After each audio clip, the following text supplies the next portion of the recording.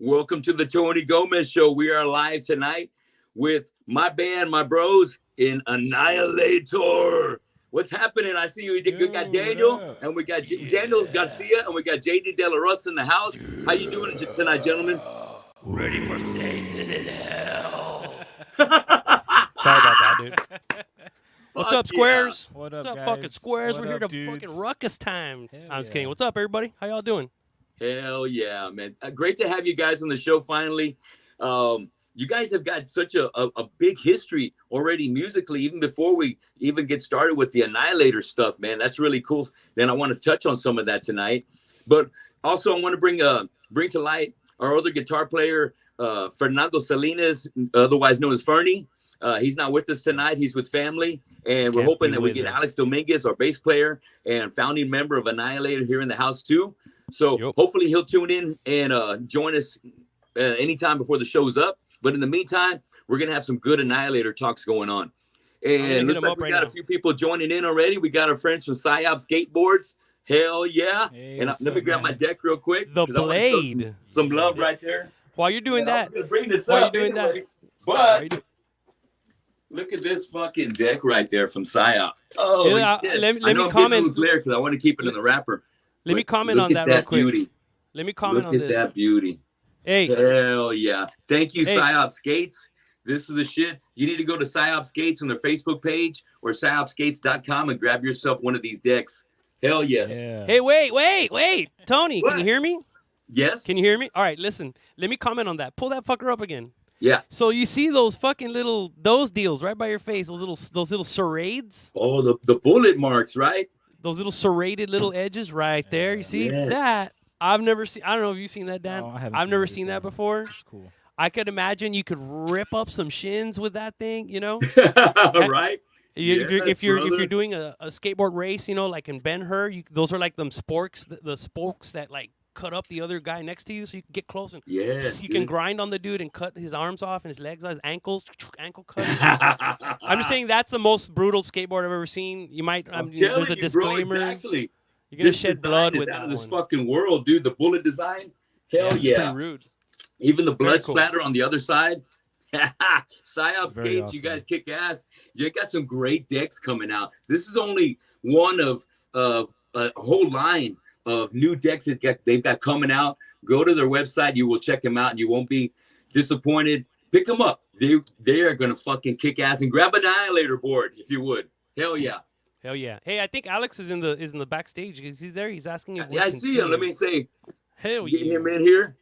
1, 2, 3. Nice. There we go. Big Al. All right. Let me see. Oh shit. Okay. Let me go ahead and back out a little bit of this real quick, and maybe just change my view here. Yeah. So we can get everybody in the mix. I'm gonna have to back out. Right. I went through so much trouble getting the Tony Gomez show thing put up here too. I'll make you another one, dude. Not gonna Thank you to my bros, Daniel Garcia Productions, for making it happen, man. I tell you, he come through for me in the nick of time, and even downloaded another subscription to StreamYard to try and get the logo up there for me. So much love, Daniel Garcia Productions. Alex, welcome to the show. How you doing? What up, man? Oh. Yeah, can you hear us? Go to the settings and go to audio. It says settings. Yeah. Oh, there you go. Yeah, put the glasses on first. Yes, sir. Go to the little. It's a little gear. It says settings. Click on that thing, and then it'll say audio, and it just the one that's your computer or whatever you're using. And whatever option it is, click that thing. And do you have a microphone on your computer? What are you using? We're going to set this up real quick, guys. Yeah. Y'all don't go anywhere. Save your questions and get ready to join us in the chat room. Yeah, throw them fucking questions up there. We'll get to them. Hey, you know, Justin's in the house. ¿Qué onda, Fernie? Yes, Justin, Fernie. Hello. Hell yeah. What's up, Aaron, the boss man? What up? All right. There you go. Look, you know, There we go. the Annihilatorette in the house. What's up? If you don't have a Como, microphone Texas? on that thing, then you need to use like some Bluetooth headphones, or or just use your phone, and that way, if you're If your desktop doesn't have a microphone on it or whatnot, yeah, you're just gonna have to out and then back in on your phone. Use the same link. There we go. He'll come back. Yeah. All right, cool. Hey, I got to give a shout out to that badass banner he's got behind him. I want one of those Annihilator banners. Yeah, right. Hell yeah. As you can tell, I got some banners in the background over here. Killamora, I remember that. Yeah, my former band. That's the advantage of paying for the banner. You get to keep it after the band breaks up. Oh. It's all good, man. Yeah, bro. Yeah, so we got Fernie in the chat room. Yes, we got our friend Justin. We got Psyop Skates. We got Comos, Texas, saying what's up, JD and Dan. Thanks a lot for tuning into the show tonight. We're going to have a great time, man. Cheers to you guys. I always start off the show with the Fireball. So, cheers. Fireball, please, I'm looking for an endorsement. Cheers. All right. Cheers, man. Cheers. Oh, man. You know what? Guys, just to get things started, we just had a kick-ass rehearsal on Saturday. Everything went fucking good. I'm feeling really pumped up for the show on Friday coming up. And I really liked the video that you put together, JD. That was really cool of us playing Hear the Death Call. Fuck yeah, dude. You can see that on the Annihilator YouTube channel. So check that out. Let me let Alex back in. Yay. There we go. Hey, can you hear me now? Oh, I can hear you loud. Can you hear me now? Hell yeah. Yeah, I can hear you. I tell you, turn your phone sideways so we can get a little. Oh, there I we go. I don't know if they work that way. I don't know, man. How do I get the hey, Mr. Technology? How do I get the pictures like this big on my phone? Get a bigger phone and stop yelling. Hold on, put the mic down. Sorry. No. We'll go with it straight. Tony can adjust it on his end. Tony can adjust it on his end. Side. Yeah, I don't know what's going on in there. All I see is like everybody's this big. Nah, really? On my screen now. Yeah, it's his phone, you know. Yeah. All right, it's all good. But the main thing is you can hear us now, and I can hear you pretty good. And I see you loud and clear, Alex. You're looking good. Let me put my glasses on. Behind you. Do you have any banners like that for sale? No, they're just the props on the stage that we have on each side that we put on the amps that we have stands from. Yeah. Killer. But that's something that we may end up doing here once the new artwork's done. Okay. I mean, well, once the album drops, not the artwork. Artwork is already done, but once the album drops, we'll probably do, little wall banners. Yes, I love that shit. I love it for my room, and I know a lot of heads like to collect those for their man caves and shit. So it's definitely cool to have those available. Everybody in the chat room saying, "Hey, turn your phone sideways, auto rotate." I don't know. I don't know if it works that way. But let's get the show on the road, man. Yeah. I tell you what, we had a kick-ass rehearsal on Saturday. The guys came up from the valley, and Alex came down from Houston. We met up here in Corpus, here in the Body of Christ, over at TFC Rehearsal Studios. And shout out to the Guerreros for keeping TFC Studios alive and kicking for over a decade. I think it's already going on 2 decades. Life goes by too fast nowadays.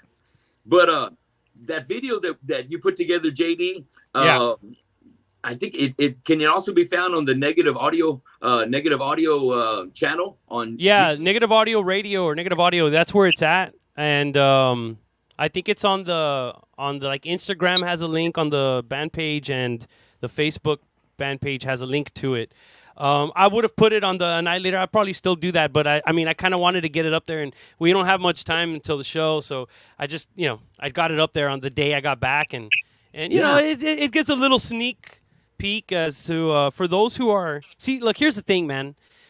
In metal scene, you got a lot of people who you have a band's band, and then you have like music for listeners, right? Musicians are listeners as well as other just normal listeners, right? So this scene interacts in different levels. You got other musicians who can relate, like they see a practice room and they're like, oh yeah, that reminds me of my room, or like this room is where we practice a lot. This is a tiny ass room. So to see the badass studios at TCI, is it called, or TIC? What's it called? TFC? Yeah. That place is awesome. And if anybody's going to play a show in South Texas and you have the time, book a room there, man. You're looking at what's like $15-20 an hour for the badass rooms. $13 with a PA in there and everything. You just show up, dude. It's fucking fantastic place, man. And I wish we had a place like that down here. And then people, other people who are not musicians will see that and be like, oh, cool, behind the scenes, right? So in multiple levels, it's cool to see that shit, Definitely. And I was really, I was kind of going a little light, I got to admit. So guys, if you're hearing my vocals on there, I go heavier when we go live. Trust me. I had rehearsal with War Cult the night before, and then I had a show with War Cult like 4 hours after our 3-hour rehersal. So dude, you were singing all day long throughout the evening. But it's hard to do when you guys are fucking tearing it up, man. I didn't tone back too much, but believe me, when you come see us live, it's going to be hard as a fucking rock. So let me tell you, this Friday, we got a big show coming up, our second show of the year, the New York Death Metal International Annual Fest. It's going to be going down over at the Paper Tiger in San Antonio. And let me give you a quick rundown of the bands that are playing over there, so you guys know that are watching the show. I want to convince you, if you haven't made your plans yet, to go make the trip up there to San Antonio, join us at the Paper Tiger, and enjoy a night full of fucking badass fucking heavy metal. So starting the night off on Friday, day one is Noctambulism. Next band is Serpedian. Next is Unnecessary Surgery. They also have Suspended. They also Morbicida. Oh, let me make sure I get that right. Morbicida. I got it right. And Pius Levis, The Mighty Imprecation. We're coming on right. You mean Morbosidad? Morbosidad. Yeah, Annialator, then Dismember. That finishes off Friday night. Day two on Saturday, they have got things started out by Mean Mistreater. They've got Sacrificial Possession, CGM, Infestion of Evil, Psychiatric Regurgitation. I like that name. Wicked Angel, Militia, Anti-Sapien, Whiplash fucking returns, Perpetual Warfare, Monstrosity is in the fucking house, and Hassarat and the fucking Nasty Ronnie and Nasty Savage also. And then we've got JD's band killing it right there to close out the night. Hexelia. My wife's band, Hexea. My wife's band. Yeah. Noelia's band. Hexea is going to close out the night on Saturday. Close out the whole show. Weekend. Make your plans to be there Saturday. We're looking forward to it. We're ready to put on a fucking kick-ass set. If you saw us at the Destroying Texas Fest in Houston, thank you so much for going out there and supporting all the great bands there that were there that night. Guys, you want to shout out to any favorite bands that performed that night? Alex, you go first, because I'm actually gonna do us a little favor here. I'm gonna post the lineup on here, so hopefully it's not too small, or maybe you can put me on full screen, and we can take a look at that. Okay. But that right there, if you want to put me on solo, let me see if I can do the little layout. Let's see. Boom, boom, boom. There it is. Did that help? No, that's the other way. That's you solo. How about that? Almost there. Oh shit. Okay. Put our screen on solo. Oh, that that one right there. Yeah, you should be able to full screen on the bottom on this camera angle. You should be able to full screen it. Let's see. Edit, remove from slate. So there you go. There you go. There you go, guys. There, now everybody can see the layout. Those are the times and the bands. And everything. Excellent, JD. Big help. Man, that's a big festival going on. And you guys, the tickets are very cheap. You got to pick them up as soon as you can. And go to our website on Annialator, and you can get your connection to get your tickets right there. But hell yeah, that looks cool. So you can see everybody. It's 2 stages, stage A and stage B. So it's going to be back and forth and back and forth. It's going to be a little bit of an aerobics class for everybody out there. We get your steps in.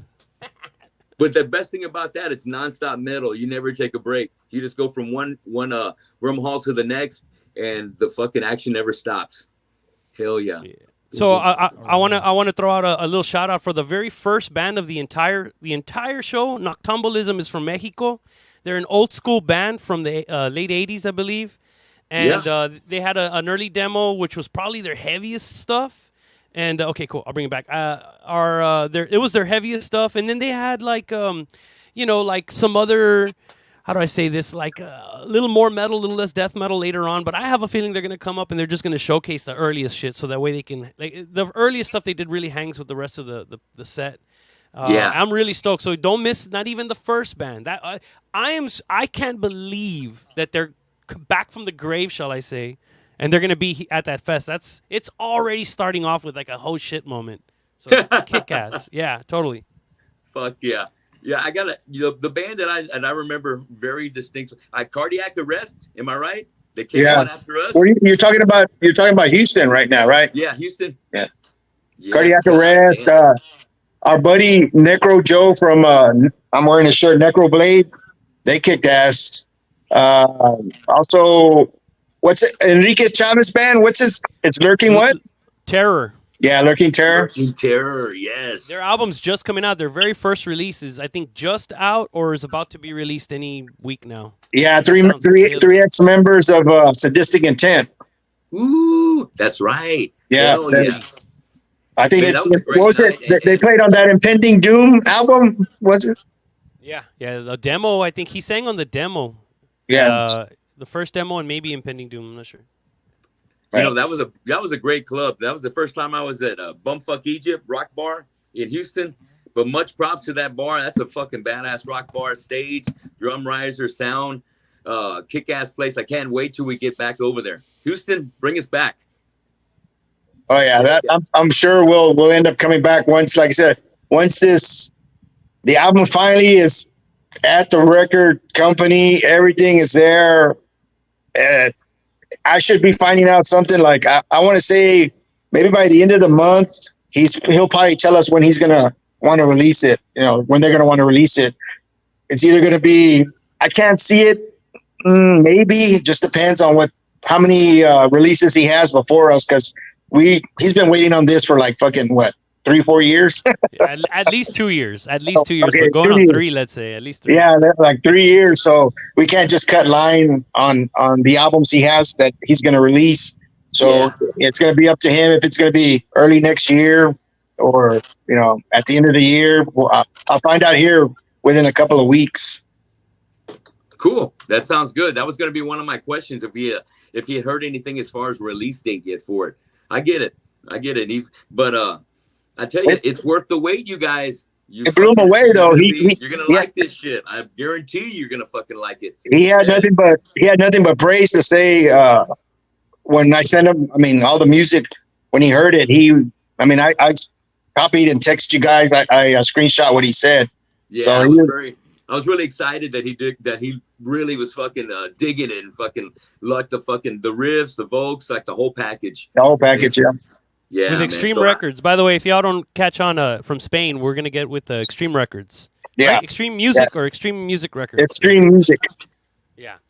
Extreme Music. Run by Dave Rotten, el pinche legendary old school death metal vocalist extraordinaire. Volts también. Volts, Holy Side. Yeah. I mean, he's a veteran of the scene, man. I mean, he knows his shit. So, and also he's been a fan of Annihilator since the Warrag days. So that's how one of the ways we got this record deal was he was a fan. So that kicks ass. That just the name and the reputation speaks for itself, and I'm glad that it's always been hard and heavy throughout the years, and that's why he's been patient, because I think that he knew that whenever that music does come out, it's going to be crushing. So I'm glad that we made it happen like that. So let's get started with how this lineup right here that you guys are seeing came together. I know I've been in the band back since October of last year, 2023, and JD or Alex, when did you guys recruit Daniel and Fernie to get in the band? Who are you asking me? Either you or JD. Oh, I mean, of course, I was looking to change the lineup from the last lineup I had, just because I thought it was time to freshen things up a bit, And I've known JD for a long time. I mean, JD helped us in Mexico City, and then when we went there, he jumped on guitar and helped us out there. And then he did some drumming for us when we had some shows scattered out through Texas. So, he was like he's phenomenal on everything he touches. Guitar, drums, bass, or whatever. Just about. He's an all around musician. So asking him, and I guess I asked him at the right time because he had some time to do it, and he's been a fan of the band, so that helped out too, bringing him in. It was kind of a smart decision. We try to look for some people like in Houston in the beginning that were down to do it, but timing was wrong because their bands were always in Europe touring. They had no time, and once I've told people who joined this band, like the core that we have now, everybody's in 2 or 3 different bands, or whatever it may be. I'm always saying, make sure your bands come first before Annihilator. Annihilator will always be there, but your bands need to come first. So that's how we could get anybody from Houston.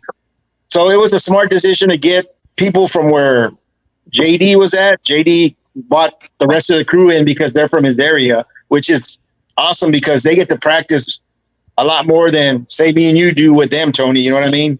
We practice through a tape or on our own, and they get to practice like maybe every two weeks, twice a week, or even once a month as a group. As the core of the band is awesome because it keeps everything tight. So JD, you can tell them how you brought Dan in, and Fernie, how that happened. Cool. Yeah, there's this app called Grinder, and I found this guy named his name's Blast Dan. Blast Dan. Yeah, Dan. Anyways, Dan, how long have we known each other, Dan? 20-something years? Yeah, about 20 years. At least 20, yeah. 24, 25. 25 years, yes. All right. Yeah, Dan's in the Rio Grande Valley. He's known as one of the fucking most chingon drummers down here. His fucking nickname is Blast Dan for a reason. Yes. He's a fucking Blast Perversion, right? That's your first. Blast Perversion is my first band, correct? Yes. And Dan, like here's the thing. It's not just finding a good musician. You got to find someone you're friends with. You know what I mean? Someone you can get along with. Someone you can trust.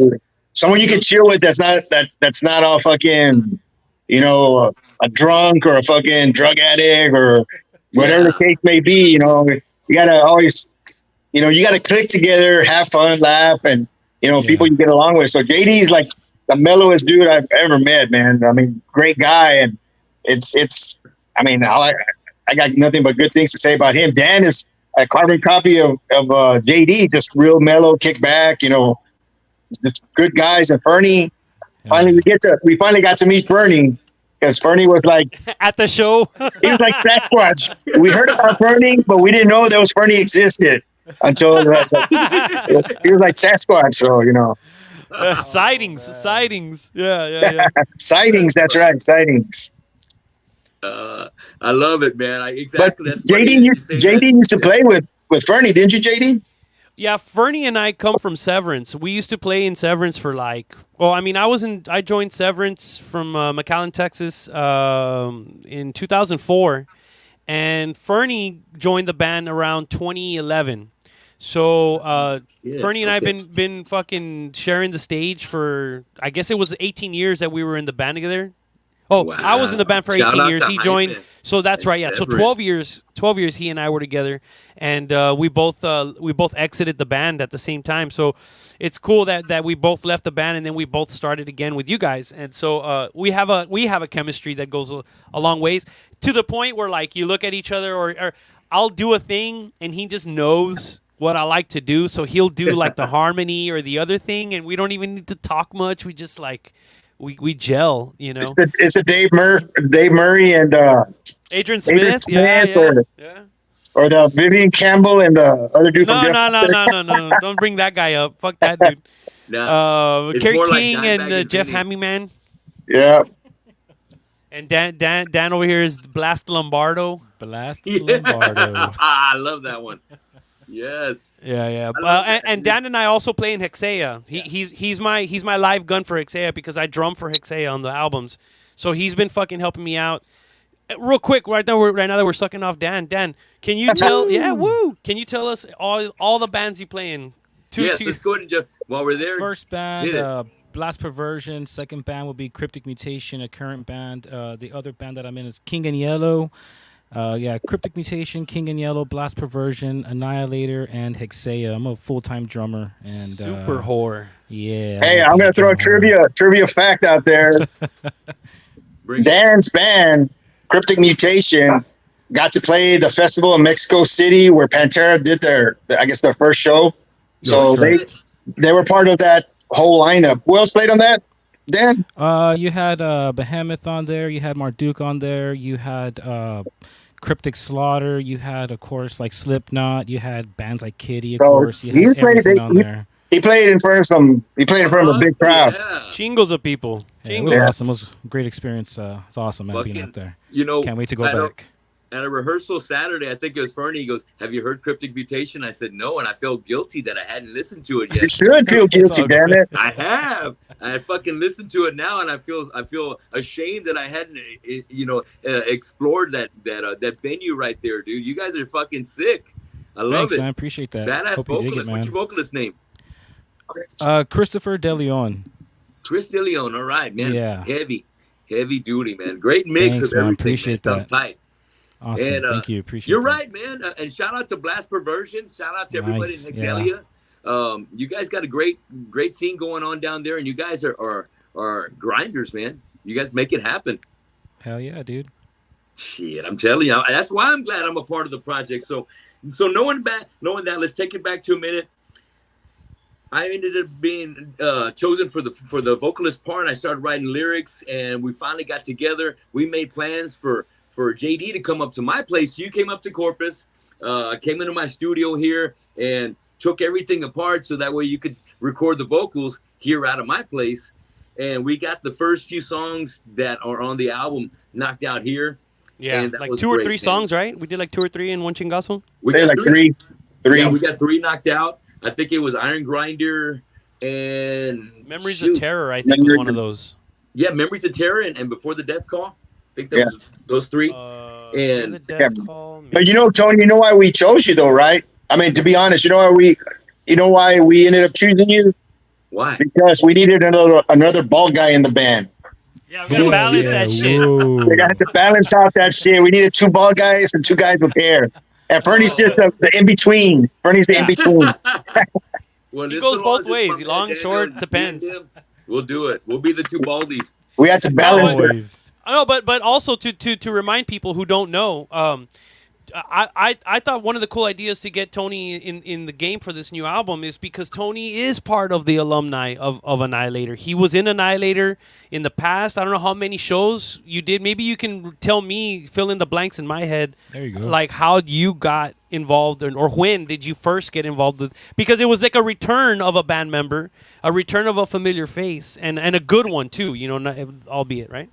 Well, thanks, man. Yeah, back in when I did my run with Annialator, it was kind of I was in the right place at the right time because I was jamming with Alex and Dillo and OJ, and I think we had Tyler on guitar as well, and Black Lung Conspiracy. So we were rocking that project right there. Annialator had some things that were starting to come into shape and needed a vocalist, and I was at the right place at the right time.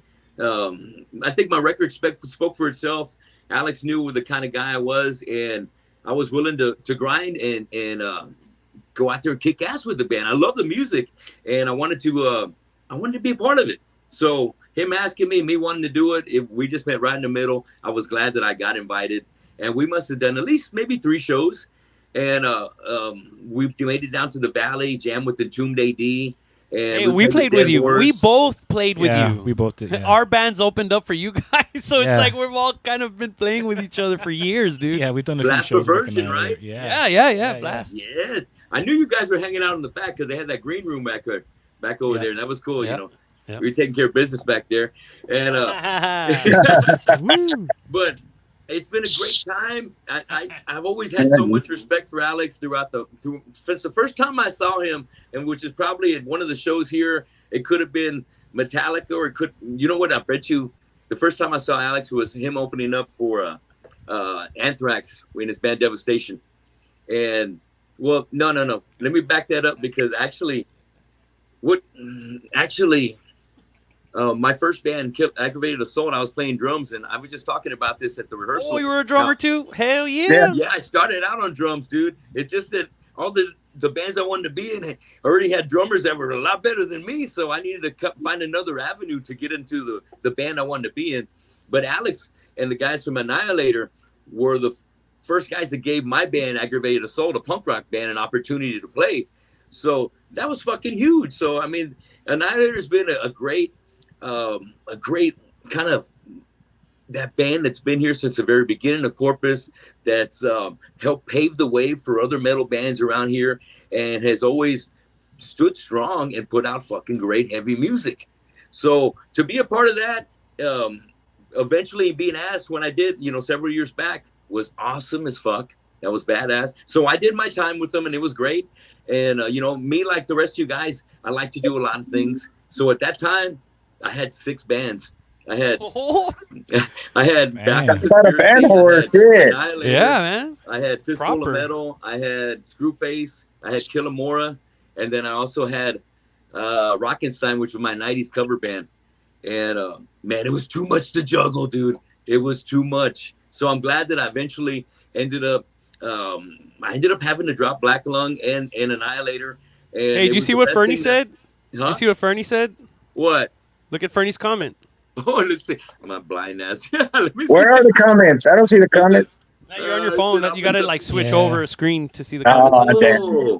Oh, attached to the you and Joe and Dan are attached to the hip. He's a substitute for Cryptic. No, the last one. I like that. The last one. Oh yeah, he used to jam with Killamore when he was back in Subdue way back in the day. Yeah. Oh, so you see, we've all played with it. Killamora. Yes. Severance did, Blast Perversion did, his band Some Dude, sorry, I always say Some Dude, Subdue. Subdue, that's right. Subdue did, we've all played with you, man. Some Dude. Yeah, Killamore we stayed busy for a good 10 years, and when we had Alex, me and Alex started the band with Spidey and Corey and Possum, Steve Garcia out of here, and everything, we made some lineup changes, but man, we busted ass. We fucking had some great shows, and it was awesome because it just kind of kept us on the right track to where we're at now. So everything happens for a reason, and I'm just glad that it has happened, and that the 5 of us have finally found some way to actually come together and create this fucking kick-ass Death is Calling album that we're able to come out and share, coming out this Friday. And let me get back to our timeline a little bit. When JD came over here, I had a shitload of lyrics, right, JD? Oh, dude, let me say something on that note. Okay. It is hard to find a singer. It is hard to find a singer that has a good voice. B, and it is hard. The hardest of them all is to find a singer that is like creative. Dude, you're one of the few times, maybe 1 or 2 times ever, that I've dealt with a singer where I'm like, whoa.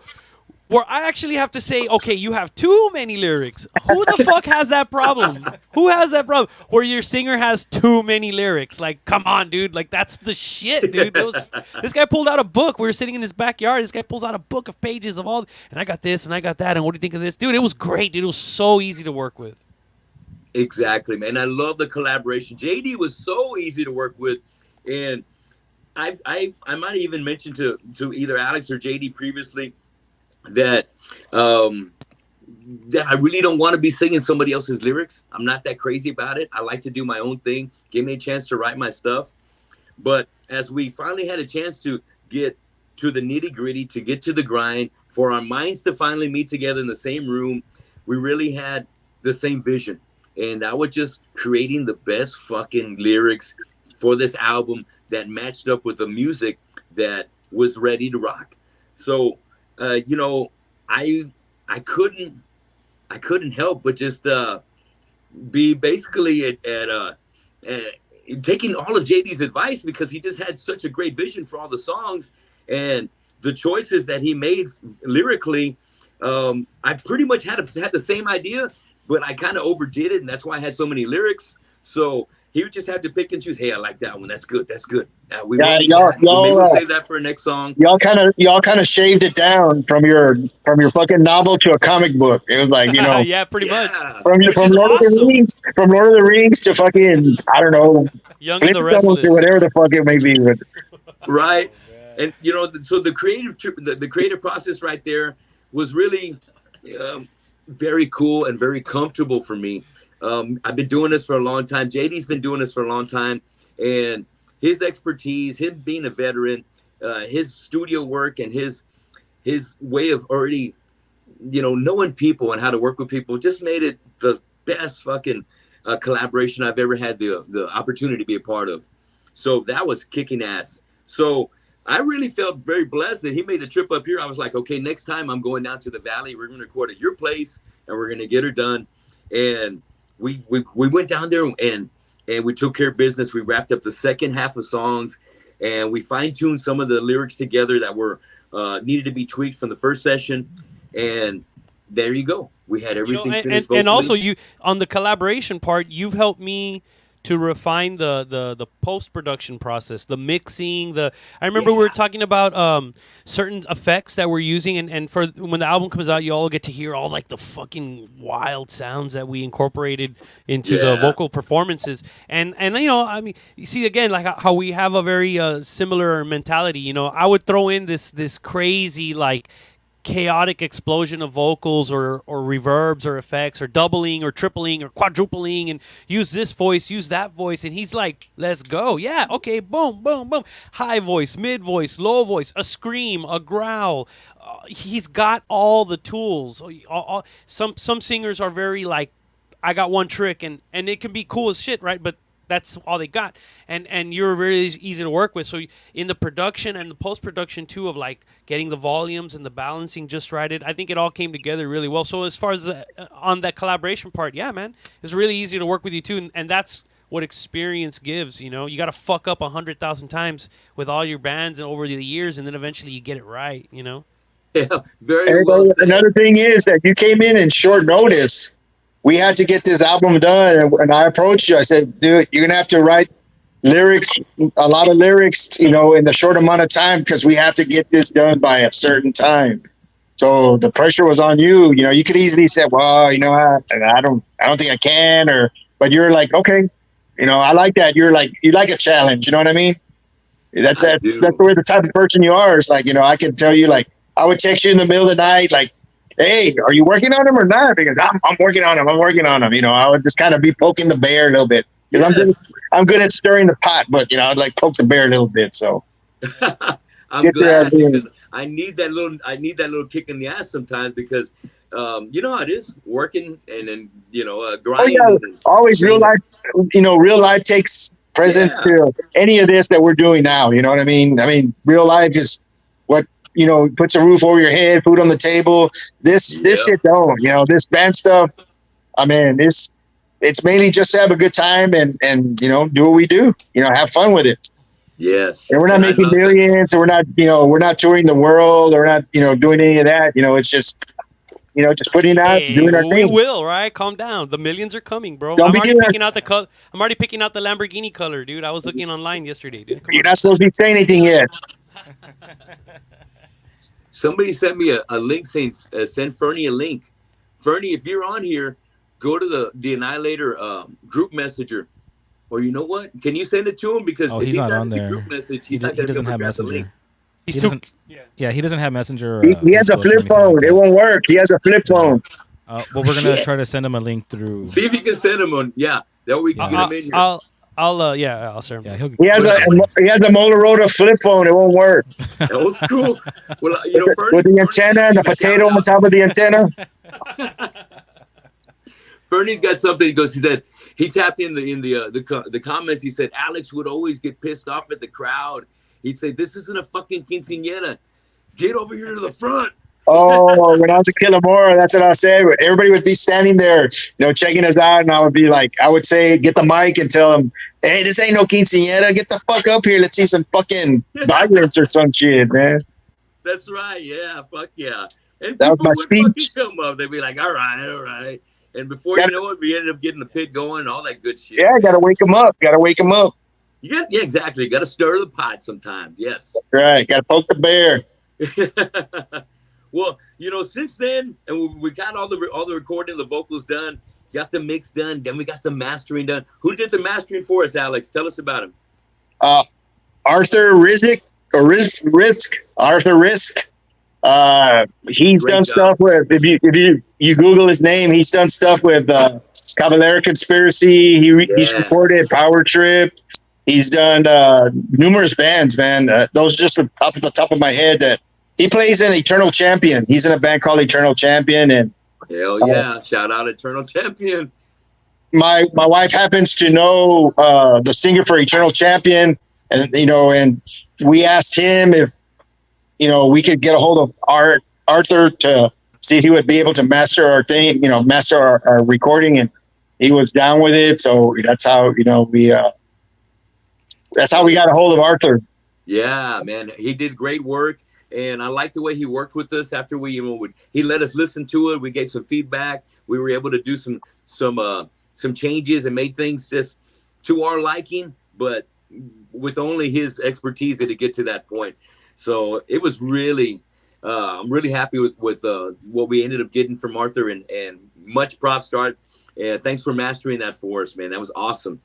And then, so we got that knocked out, and now we finished our show. Our first show, we together with this lineup at the Destroying Texas Fest, got that behind us with July 13th last month, and here we go.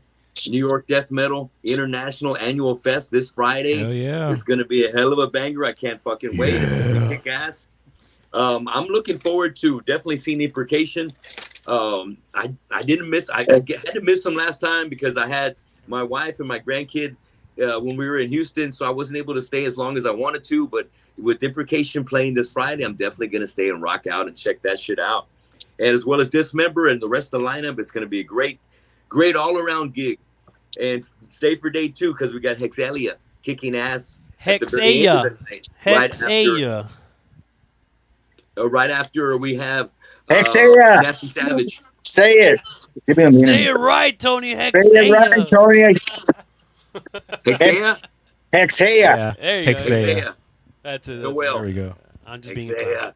I'll get it right. Thank you, man. At least I can fucking do. I'm sorry. Tell me real quick, how did we get hooked up, Alex, with Psyop Skates? We just showed off the board a little while ago before you jumped in. Show it again.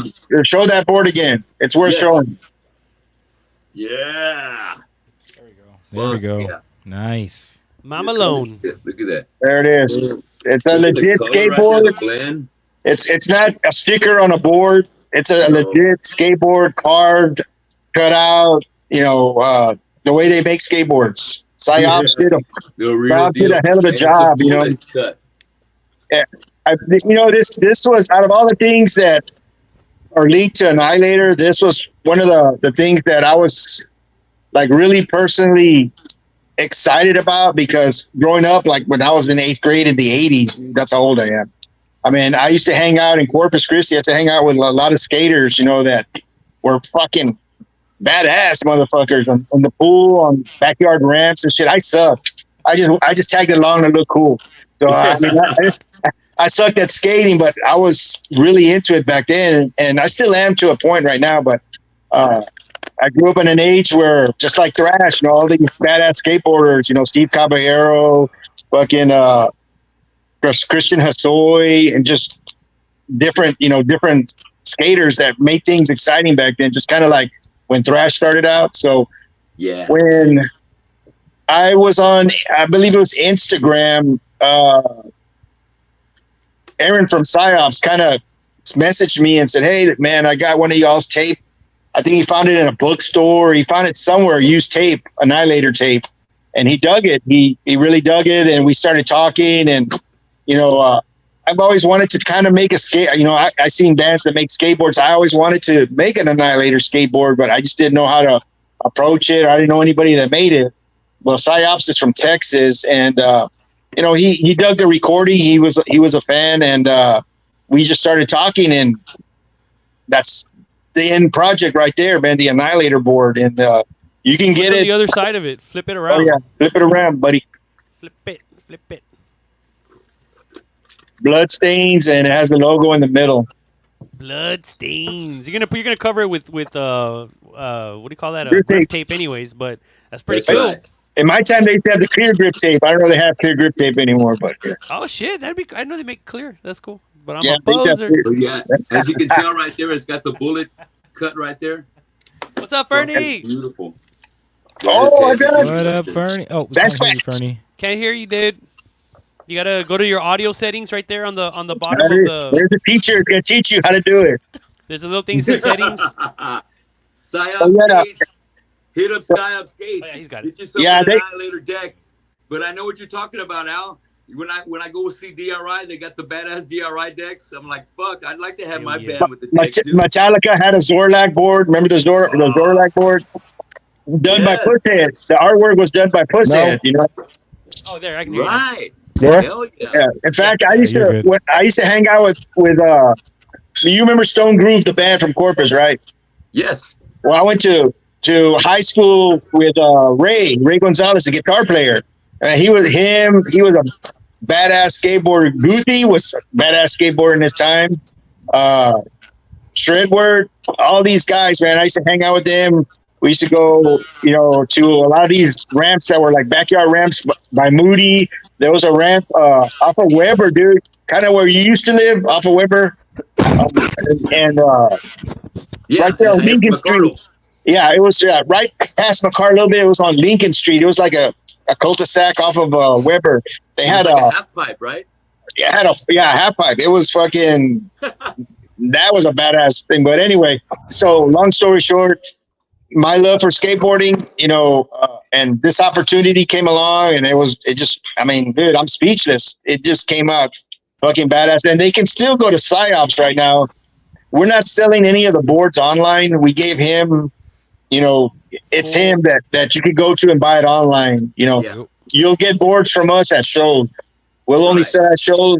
So if we're not going to be playing anywhere near you, your best bet is go to PsyOps if you want a board and order it from PsyOps. Yes. You can get it there. You said Aaron, right? Aaron from PsyOps. Yeah. Aaron's on the chat. Yeah, he's on. He says you can get clear tape. They've got their own store that you can get it and order your clear tape from as well. If you don't have a skate shop by you. And nice. Man, we love it, Aaron. We love the work that you did for our skate deck, and we couldn't ask for a better one. It's the design is unique and it kicks ass. So Jeff Newton created Zorlak, and he also said he's a big influence on y'all's shape.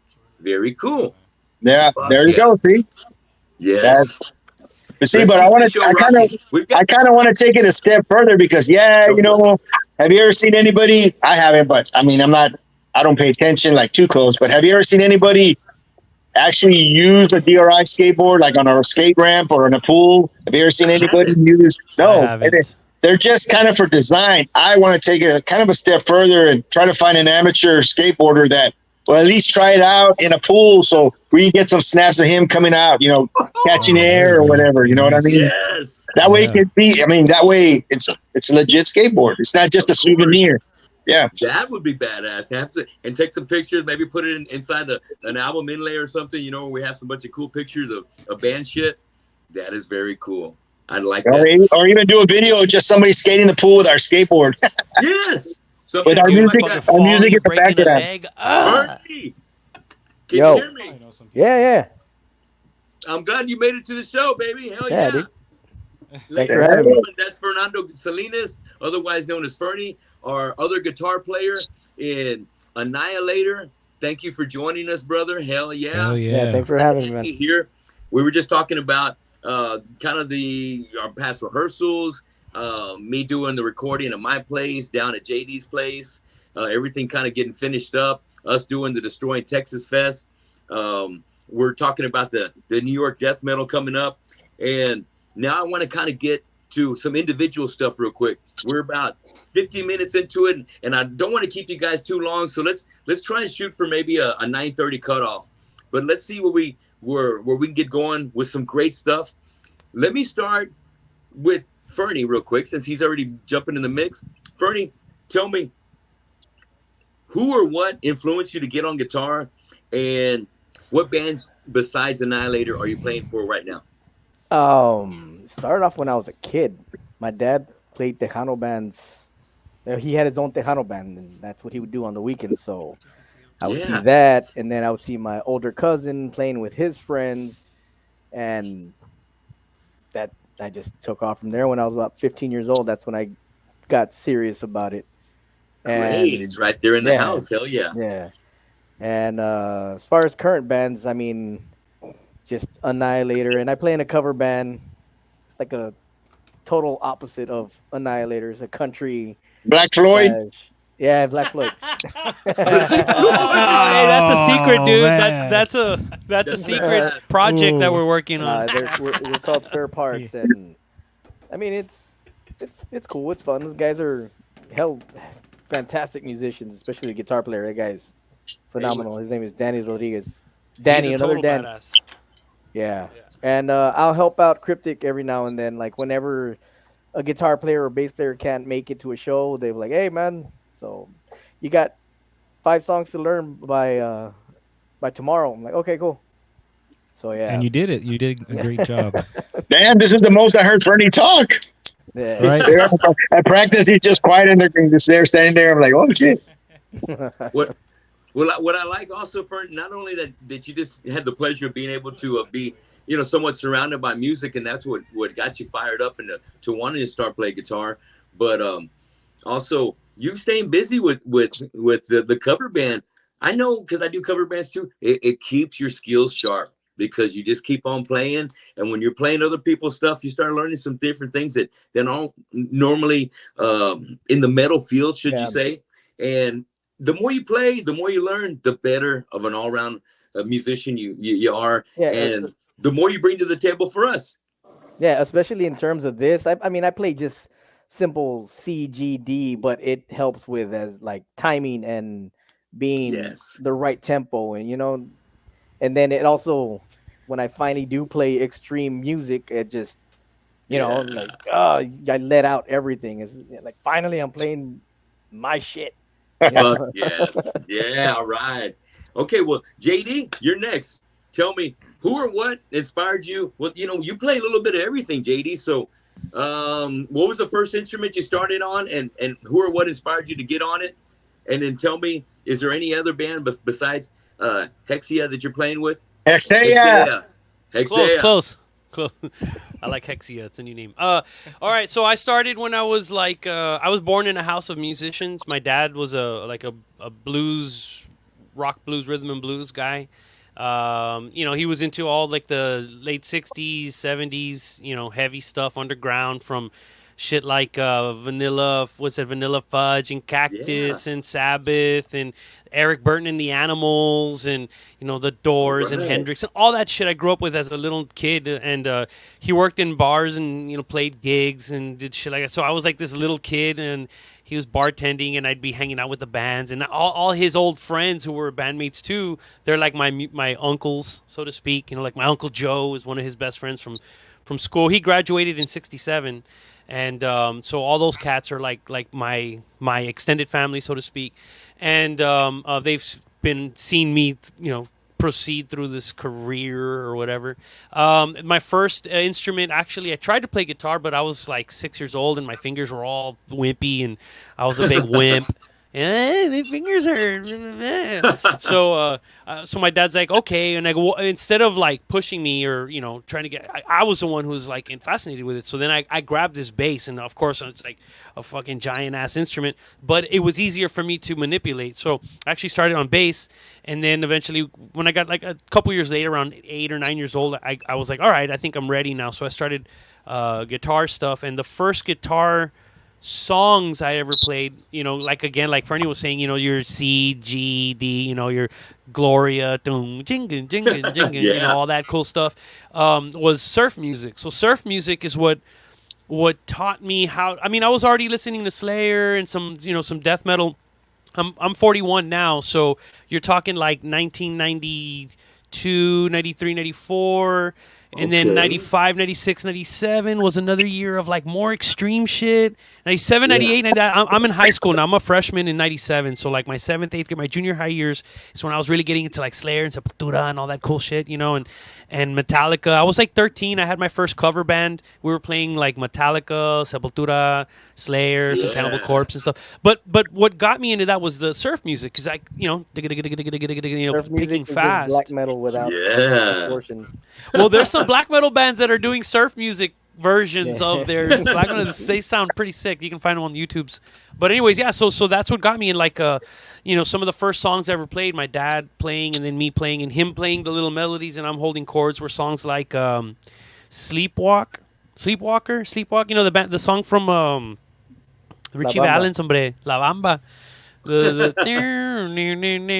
you know, shit like that, and it just that was what taught me how to do it. And then eventually I got my first distortion pedal at a music store in McAllen called Hermes, and I bought an Ibanez Power Lead. I still have it right here next to me. I never got rid of it. I would play that through a bass amp, dude. A Fender Mustang. 1969 custom Fender Mustang, pinche wimpy ass little guitar. through that, it was the weirdest, but that's how I played Slayer. That's how I played Deicide, all that stuff as a little chavalon. Yes. And you know, little John Trevino, what's up, man? He's in the room of chat. Right. And then flash forward, and then you know, I started playing all that shit. And then my first band, I was like 15, 16, and I started playing with a band called Immortal Storm. And then it wasn't until 99 or so we played our first show. 98, 99, I think it was. We played our first show. We got banned because my singer Picos was like a fucking evil son of a bitch. And the owner of the venue was like, no more. This guy burned a Bible. Everybody's like, oh, no, please don't. So that was cool. And then we played another show at another little venue, and we got banned there too. So it was awesome, dude. We got banned our first 2 shows. Super cool, man. And then, you know, I've played in a lot of other bands. And then, like I mentioned earlier, in 04, I joined Severance for 18 years, and Fernie joined in 2011, right? 2011, 2012. Yeah. No, and yeah, we've been fucking dual ever since. You know, it's pretty cool. How far did you get to tour with Severance? We went everywhere, dude. We went everywhere. We've been to Ukraine like a bunch of times. Spain. We went to Austria. Was it like months or something like that? Nah, like 2 weeks, 2.5 weeks. Yeah, dude, more than 2 weeks, dude. I want to go home, dude. Like, it's expensive. Yeah. You know, Ruin Cross in the chat room, dude. That guy is another local motherfucking badass, dude. He's a great producer and a killer musician. Elias from Ruin Cross. Checking out the show. Hell yeah, no thank you, brother. Fingers, JD. Yeah. Yeah, no wimpy fingers, bro. Yeah, I got mad at myself. I know I was 6, but, you know, not acceptable. Oh, Guillen, dude. Guillen is a motherfucking great vocalist, great guitar player. Dude, bunch of badasses in the chat. John. Guillen. Oh, dude, that guy's amazing. Hell yeah. You guys subscribe to the show. Playing. There's more goodies coming up. So, right now, besides Hexea, you got it right. That was right. You're good. I was trying, dude. You even got the ding in the background right after. Is there what's the other band that you just went overseas with, JD? Oh, I was playing drums in a grindcore band called Dagra. We went to Japan and did some stuff there. We did a tour and recorded an album over there too at a studio called RAG Studios, RAG Studios, with Mr. Oh my God, shit! I don't want to say his name wrong. Sakamoto, Mr. Sakamoto-san, and he was amazing, dude. They had this crazy mixer board. I could get into like the nerdy like brands and models, but let me just say like, oh my God, dude, like hundreds and thousands of dollars worth of gear just on the console alone, dude. Like it was fantastic recording there. Great microphones, kick-ass room, wonderful experience. Did that and so yeah, I've played around. You know, I mean, I've been very lucky, man. You know, Dagra got an opportunity to go to Japan. Annihilator's taken me to Mexico City. That was one of my favorite shows too, man. We had a blast there in Mexico City. You know, and then Severance going around the world doing other stuff. But you know what, dude? Like, I'll just say this right now. As far as like traveling and gigs and shit, that's all cool. But there is no gig if you don't have the music that you recorded to celebrate. Okay. So to me, the recordings, the production, the writing, to me, that's the important part. All this other gig stuff is just having fun, celebrating, letting people have a party and watch you live. But what are they there to watch? The thing you fucking recorded, the thing you wrote, the thing you toiled over, the thing you produced, right? And that's where the magic is. That's the important part. So the gigs are cool, they're fun, but nothing compares to like the experience of a production. And this one already passed, so we're now letting it masticate and come out of the other end through the label and stuff. And I can tell you, man, making the Anialator album was really fun. So I'm looking forward to our next one. Yes. Hell yeah. Daniel, you're next. Tell me, who got you fired up to want to get on the drums? And oh man, so like all my aunts and uncles raised me. Well, my mom and dad worked, so it was a bunch of Iron Maiden and Dio and a lot of old school 80s metal at first, which got me into it. But really, Iron Maiden got me into like the whole drumming and stuff like that, to pick up drums. And then I got into the heavier stuff, which is Slayer. Then, of course, Pantera got in the picture. What age were you when you started pounding out the pots and pans? So, born 85. When I moved back in 91, like in 1990, 91, that's when I got into everything. I got into all the music at an early age because, like I said, because of my aunts and my uncles. And I didn't get my first drum set till I was 12 years old. My dad actually took me to Mount Hart and surprised me and got me a good drum kit out there, around like 97, 96, and did my thing. You know, I was into like a lot of punk music and skateboarding and like a lot of stuff like that too at the time. I was into a lot of different mix of music. But yeah, man, I started off right there, and then as the time went on, of course, did cover bands when I was young, and then right around high school, right around my freshman year, I met my friend Jason Garza and my friend Izzy Garcia. And rest in peace, Jason. Yeah, rest in peace to Jason. And rest in peace, Jason. Yeah, he did bands, with Id and Infuriate out of Austin, with guys like Sterling and Alexis and forgot his the other guy's name. Armando and stuff like that. So, but yeah, back to it, man. First band that I did with them was Blast Perversion, early 2000, 2001, and we did our thing for quite a few years, around to like 2016, 2017 that we kind of cut it. And then around 2018, 2019 is when I started up with a Cryptic Mutation. And then I just joined a whole other genre of music. And but yeah, man, I've been doing my thing for like quite a while. But that's what got me into it. 80s metal, the old school stuff. And then like the early, like 90s thrash, and picked up drums early like 97, and just been going on since then. I like that, man. I like your current projects right now, man. Those are fucking awesome. Nice. Thank you. Totally a departure from the brutal death metal, but killer shit. Dude. Yeah, current shit. The one King in Yellow, yeah, that one's more like if you're into doomy Black Sabbath rock and roll music, real catchy stuff, kind of like acid bath ish. Yeah, just like that, man. Just a little bit. King in Yellow. Do a little bit of everything. Yeah, we're on Spotify, we're on YouTube Music, we're on Apple Music. We are everywhere, actually. We've done quite a few shows. Our name's out there a little bit. More in Mexico, because the band is established from Matamoros, Mexico, from my guitar player, Abel.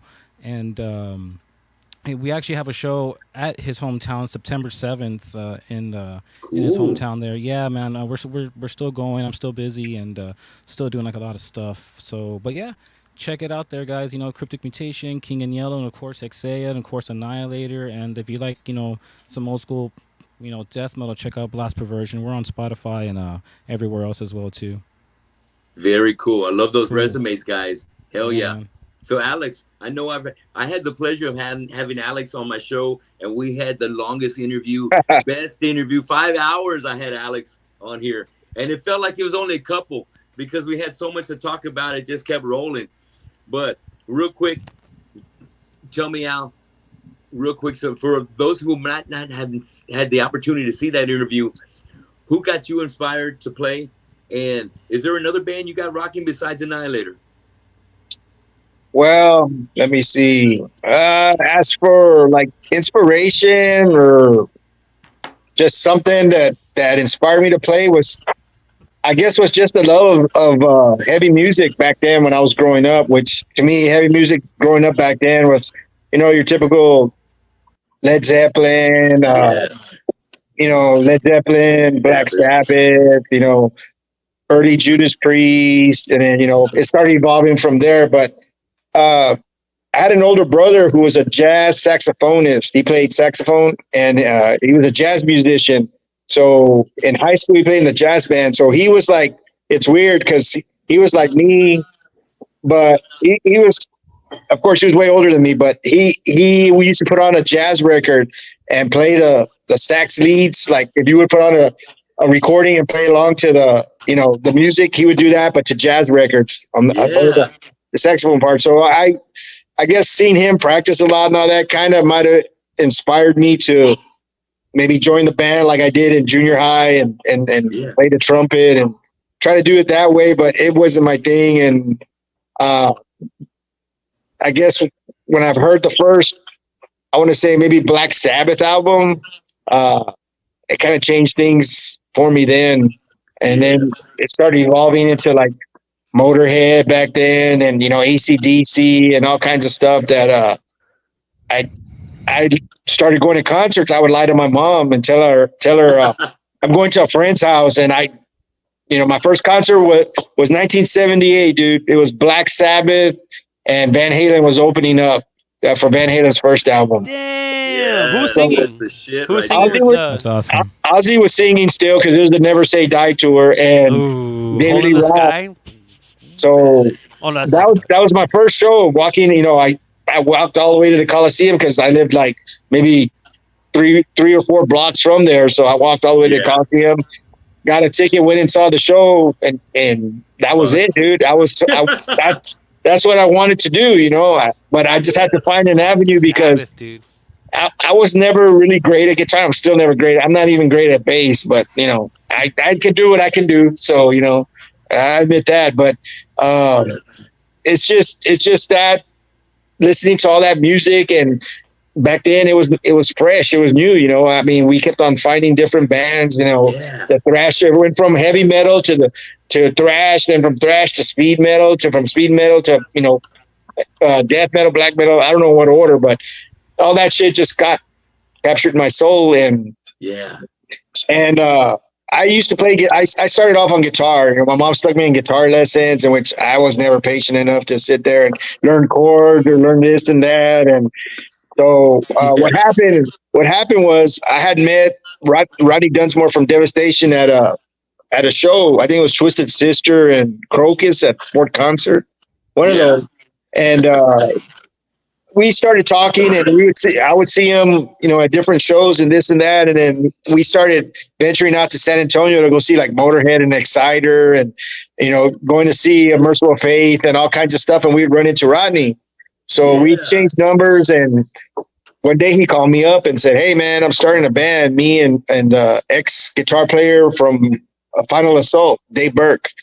We're starting a band. It's called Devastation." He said, I thought about you because I see you at the shows. I know you're into the underground scene, which back then it was maybe a handful of people in Corbus knew who Exciter was, who Merciful Fate was.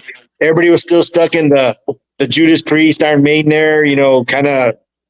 I would show people. I went to Carroll High School when Kill 'Em All came out. I took that cassette and I showed all these people that were like Iron Maiden fans and all that, and they were like, "Oh, that shit sucks. It's too fast. That vocalist sucks. They're never gonna make it." I'm like, "Okay." I don't understand what he's saying, and even they're never gonna make it. The lead guitars is good, but they're never gonna make it because those kind of vocals. Yeah. Fast forward to Ride the Lightning comes to Corpus Christi at the Ritz Theater. Damn. I skipped school. I'm like number 3 at the front. To get front row, I'm number 3 at the door. All these people were coming by like, "Hey, what's up, dude? Hey, it's Metallica, badass, right? Hey, give me cuts." Nah, you said they suck. The line's way around the corner by the bus station, all the way to the other side. You can go ahead and start there. But yeah, I mean, it just I just wanted to do it. Rodney, called me up and said, "Hey, you want to, be in the band?" I said, "Yeah." I said, "But I'm not. I can play rhythm guitar. I'm not good at leads." He said, "No, we don't need a guitar player. We're just going to have one guitar player. We need a bass player." And I was like, "Okay." And I was like, "Yeah, well, I've never played bass," but I said, "Yeah, I'll do it." And I was like, "Well, bass is only 4 strings and they're pretty thick. So, it's easy to do whatever I need to do." So the rest is history. First show, the first show we got, which I think we only been practicing for like a month or two, he comes up and says, "Hey, we got our first show." I'm thinking it's like a backyard party or somebody's garage or some shit like that. Like, "Yeah, we're opening up for Anthrax and Hellstar." What the fuck? I love it. Oh, okay, that's the first show. I was like, all right, so, but yeah, I mean, it was not one certain individual, or it wasn't, it's just the love of music, dude. I mean, it's just that the love of, I mean, to this day, I look at it this way. It's weird because my dad, I'm getting ready to be 60 next year, right? 60 years old. Fuck. I'm thinking, man, my dad at 60 was like a refinery worker, all beat up and tired and shit. I'm over here in a band playing at 60, still acting like I'm 20 years old or some shit, but it's just the love of music, dude. It's just, that's just something I loved, and I had You're not a poser, aka you're not a poser. It's a way of life, dude. It's like, and it's kind of funny. It's like a drug, dude, because once you get a taste of it, because once I walked across that stage when I played opening up for Anthrax with Devastation, and I saw those people going crazy, the Ritz filled up. Everybody on the balcony fucking headbanging and shit. I was hooked, dude. I mean, it's like a drug. You say you're gonna quit at this age, or say, I'm not gonna do no more, but you're so drawn into it, you're so into it that it's you're a lifer. There's no way of getting out. I mean, it's hard to just walk away from it. That's at least for me. Yes. Very well said, Al. That's right. And like JD said, it's a way of life, man. This isn't a phase that we went through, because I know my parents and grandparents would be like, "Oh, he's just going through a phase." My mom's like, "You're still playing in the band. You're already like 90 years old." Hey, Mom, take it easy. I'm only 90 years. Or when you see your friends from school from 100 years ago, and they're like, "Oh, you're still into that?" Like, bitch, what do you mean you're still into that way? You mean you stopped posing? You moved on. I'm still here, bitch. Not my fault. You had 15 kids. Yeah, right.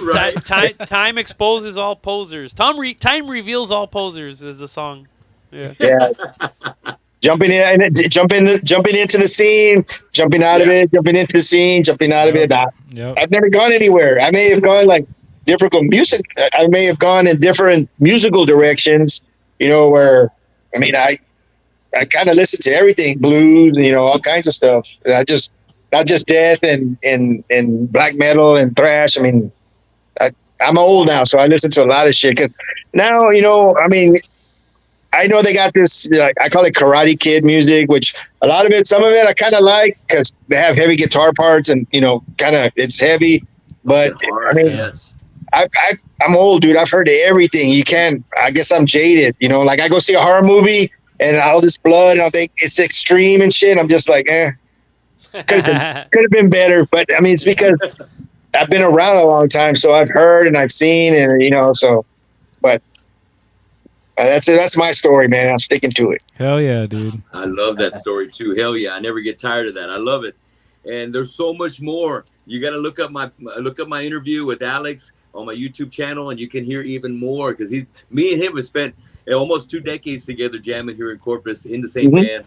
And we were able to do a lot of things together. So check out that interview. Let's keep our thing going. I want to get what about you? Now it's your turn. Oh, you want me to say a little bit? Yeah, say it. Of course, you're the host. You got to say something, bro. Well, I was hoping you were going to say that, so I took some notes down so we can make it quick. Shit. He pulls that up, pinche libro así. A ver, let me, what page start? Page 200. Let me pull down the chart back here. Real quick, I do want to say shout out to Justin. He says, yeah, man, being a metalhead is my way of life as well. And it's just the way all of us here in the city. Hell yeah, John. Hell yeah, Justin. Just about everybody watching the show right here. And just like John says, we're in this for life, bros. It is what it is. And we wouldn't have it any other way. And that's the way we like it. So when it comes to me, who inspired me and, what triggered it? My aunt shared her vinyls with me when I was staying with her in 77. And it was Buddy Holly that got me first. And then after that, it was Styx, The Grand Illusion. And then it was Judas Priest, Unleashed in the East. And just hearing those albums on a regular rotation got me into falling in love with when I finally saw Kiss. I was like, look at these guys. Fuck yeah. And so I fell in love with Kiss. I went to my first concert in '79. I saw the Dynasty tour up in San Antonio. I took the C101 party bus up there with my Aunt Mary and my Aunt Becky, and they were smoking and drinking and snorting. It was a free-for-all in that party bus, and there were jams going the whole way. Every song I liked. It was incredible, dude. I was like, this is a party of a lifetime. I love this. And it had Kiss and the concerts. I was like, I want to do this the rest of my life. And so, eventually I ended up, getting a drum set. I had a fire happen in my house on one summer during my 8th grade year during spring break. And my room was a lot like this that you see behind me with posters and everything. And from the water damage of the house, it caught fire, the water damage, putting it out. I was able to get a little under $400. I bought my first drum set. And that was the first thing I was able to get on. And when it comes to drummers, I was inspired by Frankie Banali, the late great, rest in peace. Of course, from Quiet Riot. Gil Moore from Triumph. Loved that he could sing and play drums. And I loved his voice. I love Triumph. And then, of course, Felix Griffith from DRI. The speed, the quickness. The more I heard from Felix as the DRI albums started going, like especially the thrash zone, I was like, oh, shit. Love this guy and loved everything he did. And vocally, I would have to give some props to, because when I jumped into the sing vocally, it was as a death metal singer, because, like I said, the band at the time was called Malignancy. They had Tito Galindo on drums. They had Chris Gomez on guitar, Mike Leal on bass, and they had Chris Aguirre on guitars. And all these guys are still jamming. And big shout out to Chris over there in Phoenix, and Mike Leal's in my AC/DC tribute. And Chris and Tito are still jamming in Austin. Big shout out to all those guys. But I tried out singing Body Bag from Obituary's Cause of Death. And so I got to say my vocal influences were John Tardy of Obituary. And then, of course, Chris Barnes from Cannibal Corpse, because that's what I went into. We were the first death metal band here in town, Malignancy. And then it was just, I had a nice 10-year career with Integrity doing death metal and sharing the stage with you guys in Severance. And you were in I don't mean to interrupt you, but you were in Malignancy first before Integrity? Yeah. Oh, and shit. I always thought it was the opposite. I always thought you were in Integrity and then you did Malignancy. Well, it's funny you should say that, because we didn't do very many shows out of town in Malignancy, but we did one at the DMZ Club in San Antonio, and we opened up for Integrity. And that's the first time Eddie got a chance to see me. And he would always tell me as the years went by, when I saw you play that night, dude, I knew I was going to make you my singer for my band. And so, yeah, maybe within the next year, I was eating at fucking Fur's buffet. Eddie was eating there too. He comes up, he goes, hey, dude, I got this band. I've heard you sing before, dude. I want you to come check it out. I know you're not in Malignancy anymore, but come try us out. And the rest is history. 10 years later, I'm still jamming with Fidel and Eddie and Integrity, and then that goes, it runs its course. Then Killer Moore does his thing. Yeah, Integrity was a tough band, dude. Y'all had some fucking badass music, man. Is there any recordings? Cool. Thank you. You know what? Those are the days when we didn't have like any kind of platforms and stuff like that. So I've got a CD that's got probably about 20 songs with our demos, our 2 EPs. And almost like, I guess it was like an album with 7 or 8 songs on it as well. So it's got like 20 songs on it. I'm proud of that. You can find that one on YouTube. Look up Integrity, and you can check out that music. That was all from 91 to probably 99, maybe 2000. But shout out to all those guys. Brian Canales, Eddie Dominguez, Emilio Coronado, Joey Perez did a run with us, Oscar Gullian, and of course, Fidel. Wasn't Brian in there? Huh? Wasn't Brian in there? Yeah, I mentioned Brian. Did you? Oh, I didn't hear that. Yes, and Brian plays with me now in War Cult. Here we are 20 years later. Ooh. Brian's back in the game with me, man, and couldn't be happier than to have him. Get that shit online, dude. Put it on the YouTubes, man. We're gonna hear those old tracks, man. Yeah.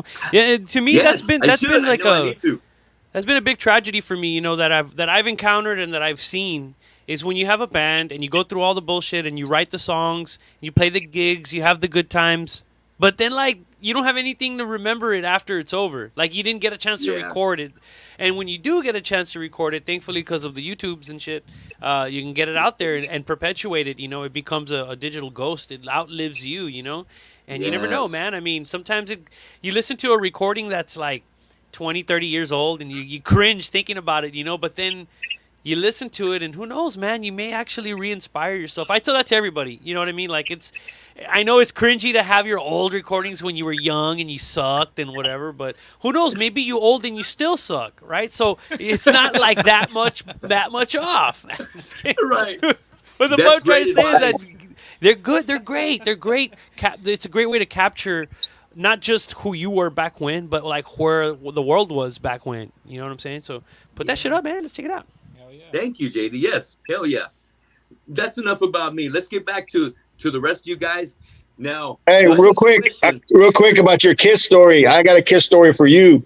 When Kiss came with the Plasmatics, I think it was Creatures of the Nights. The Plasmatics opened up for Kiss at the Coliseum, and a friend of mine later on, his name is Mike Salazar. He started working for Channel 10 News as a cameraman. He went back and found footage of when the TV station came by. I was standing in line, right? And the TV station came by and said, "Are you excited to see Kiss?" And I was like, "No, Kiss sucks. I'm here for the Plasmatics, dude. All these Kiss people almost beat me up, man."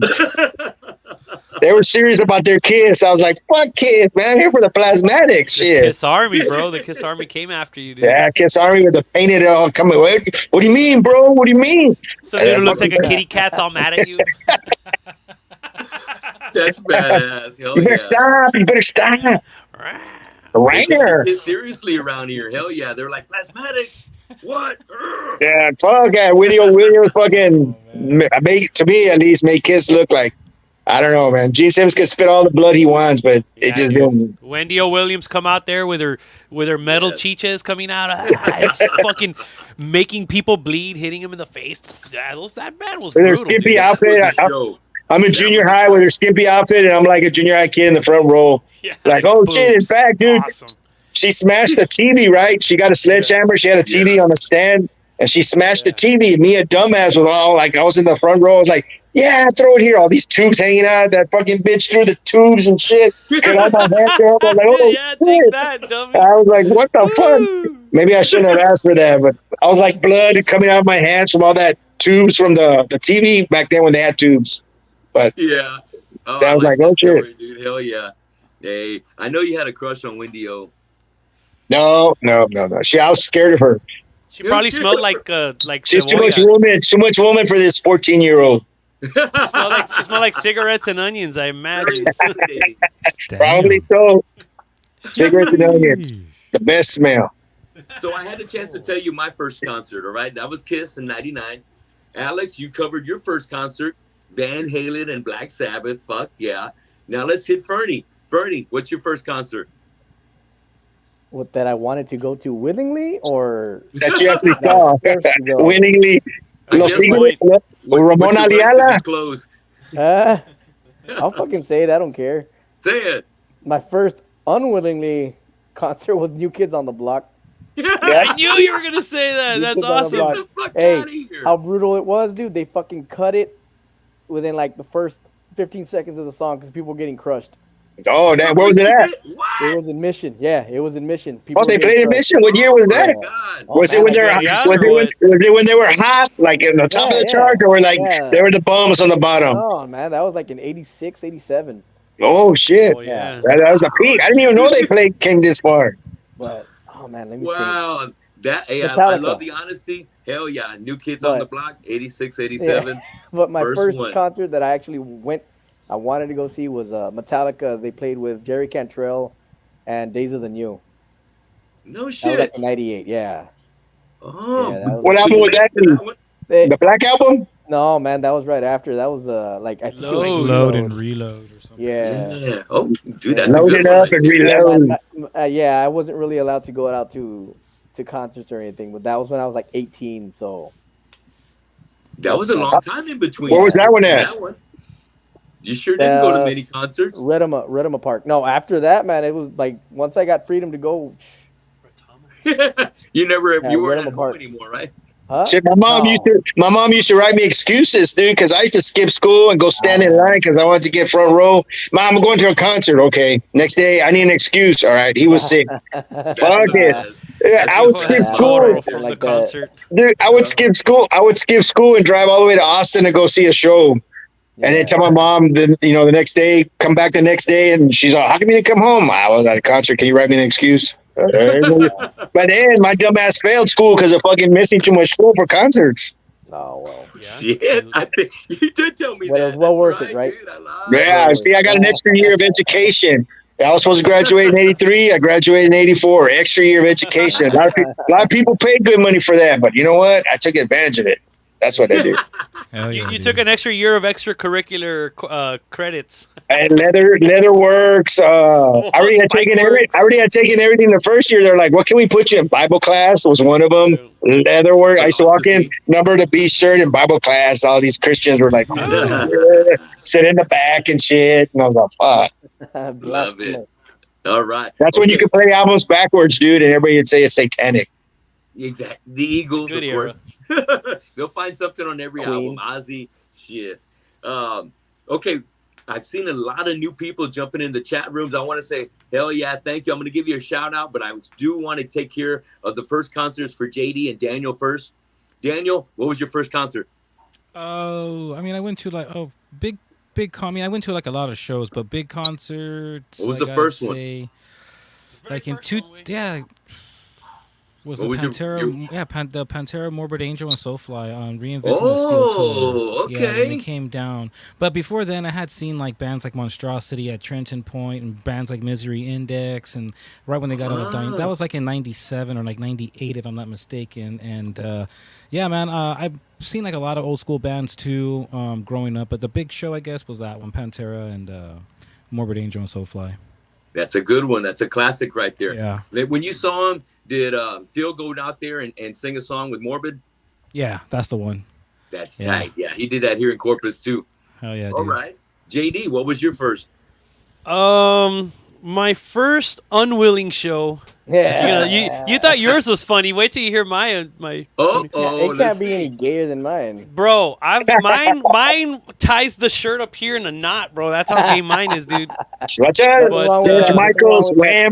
You got the Wham or what? Nah, I wish it was Ram. It was even cheesier than Wham. It was Gerardo. Remember that guy? Rico Suave. Rico Suave. Oh shit! In Harlingen, Texas. It was like some outdoor thing, and he was playing out there. Yeah. And the next unwilling show I went to was in Corpus. Wait! Who dragged you to that show first? My family. Who else? Yeah. And the next one was in Corpus at the jazz festivals at Corpus Christi. They used to have all the time. Yeah, you guys would know the that. jazz festivals. I saw the Los Lobos, where they were during the La Bamba era. So it was 80 something. Maybe that one was my first one. It's like 88 or 87. Cool, It was back there. The jazz festivals. But my first, like, where I wanted to go, like my first show, I didn't get a chance to go to a lot of the underground shows. I was in Mission. I went to school in Mission, Texas. So the McAllen guys and the Edinburgh dudes were more connected with the scene, since most of the bands all the bands were from those towns in Brownsville, right? Not in Mission, where I was going to school at the time.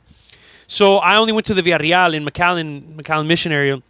And those were the bigger shows. Yes. And it was I think it was in '97. I saw Slayer, I think it was, and then it was either Slayer or Pantera, or I think they were playing together. It was in 97, 96, 97. Yeah, it was fucking sick. $18, and you saw Slayer and fucking, who did I just say, Pantera? $18, dude. Fuck yes. I'll top that. Black Sabbath was $12.50. Yeah. $8.50 or $12.50. Might have been $8.50. I still got my ticket stubs, man. I saved those stubs somewhere. How much there. Things have changed right there, right? Yeah. Everything's changed. You know, No Balone. What up, everybody? Hello, what's up, No Balone? Basically, when we were doing all of our shows, 10, 20 years ago, the door price is usually $3 to $5. Now the starting rate is $10. And to see a local band? Yeah. I mean, I support it. But that's the way times have changed. Ticket prices and fuck Ticketmaster and their fucking all these crazy fucking fees is so sickening. It sucks when you got real fans like all of us here in the room and you guys in the chat room that fucking have to save and fucking work 2 jobs to see some of our favorite bands because now they're getting $250 a seat. You know, in some of these venues that they're playing. Yeah. And whether it's Pantera, whether it's Metallica, whether it's, Van Halen or your Sammy Hagar or something like that, ticket prices are so freaking expensive up the ass. And I wish there was a way that we could take the monopoly out of Ticketmaster's hands. But I'm gonna go see Flesh God Apocalypse and Zenith Patch. Some awesome bands. That's gonna be like $25. That's the bargain. That's what I'm talking about. That's what I always loved about when you had like Monster Mayhem, when you had Ozfest, you could get to see 20 bands for $75. I'm still good with that. Even nowadays, $100. Give me 20 bands, all day festival. Man, bring it on, please. I'm waiting for that again. I'm getting too old to stand up for fucking 10 hours the whole day. Yeah, that's not even fun anymore. You're right. Sit down. Leave that old shit to me, bro. You still got plenty. Well, we're getting up to about 9:30 right here, so I'm going to jump to what I like to call my last segment of the show, and it's called Draw the Line. I'm going to throw y'all some bands, and you're going to tell me who you prefer out of these band lineups. It could be, I think I got a couple albums in here too. And I got some singers. So I got like maybe 5 or 6 of these I'm going to throw at you real quick. And I'm going to go each one of y'all. I'm going to start up on the top right. And I'm going to start off with Daniel. Tell me who you like. If these 2 bands were in town and they're playing at 2 different venues, who are you going to go see, Daniel, between Slayer versus Testament? Oh, Slayer. I'm a big Slayer fan, bro. Okay, JD, where you at? Dude, Slayer! Especially 85. Slayer 85. Oh, man, yeah. Fernie, where you at on that one? Yeah, Slayer. Slayer, and Al? None of them. Hey, wait, mute them. Knock them off the screen. It's too expensive to go. None of them, man. Fuck. Man, wait, pick one. No mames. You're breaking the game. Slayer. Nice. Yeah, I gotta be Slayer. I just wasn't too sure if we had like a big Chuck Billy fan in the mix or Alex Skolnick. No. Well, the guitar players there might like the Skolnick, but nope. That's what I thought. Maybe we were gonna get you right there. Okay, let me get a little start. This is where Testament belongs, right here. Okay, we're gonna talk about albums, crossover albums, crossover thrash albums. Who do you like better, JD, between SOD Speak English or Die or DRI's Crossover? Fuck. Who did it better in your opinion? Fuck. That's hard, man. Okay. Fuck. You're saying which DRI album? No, Crossover versus Speak English or Die. Who did the best if it's the album Crossover, I'd go for Speak English or Die. If it was the Dealing With It, I'd go with Dealing With It. But if we're gonna say crossover, I'll go SOD, dude. I mean, both those albums, it's like Ford and Chevy, right? But I mean, to me, SOD's so heavy, dude. Milk, that album's just so fucking heavy, dude. That to me, between those 2 albums, SOD right away. Yeah. Got you. I don't think you could even release that SOD album nowadays. That shit on there, all the topics on there.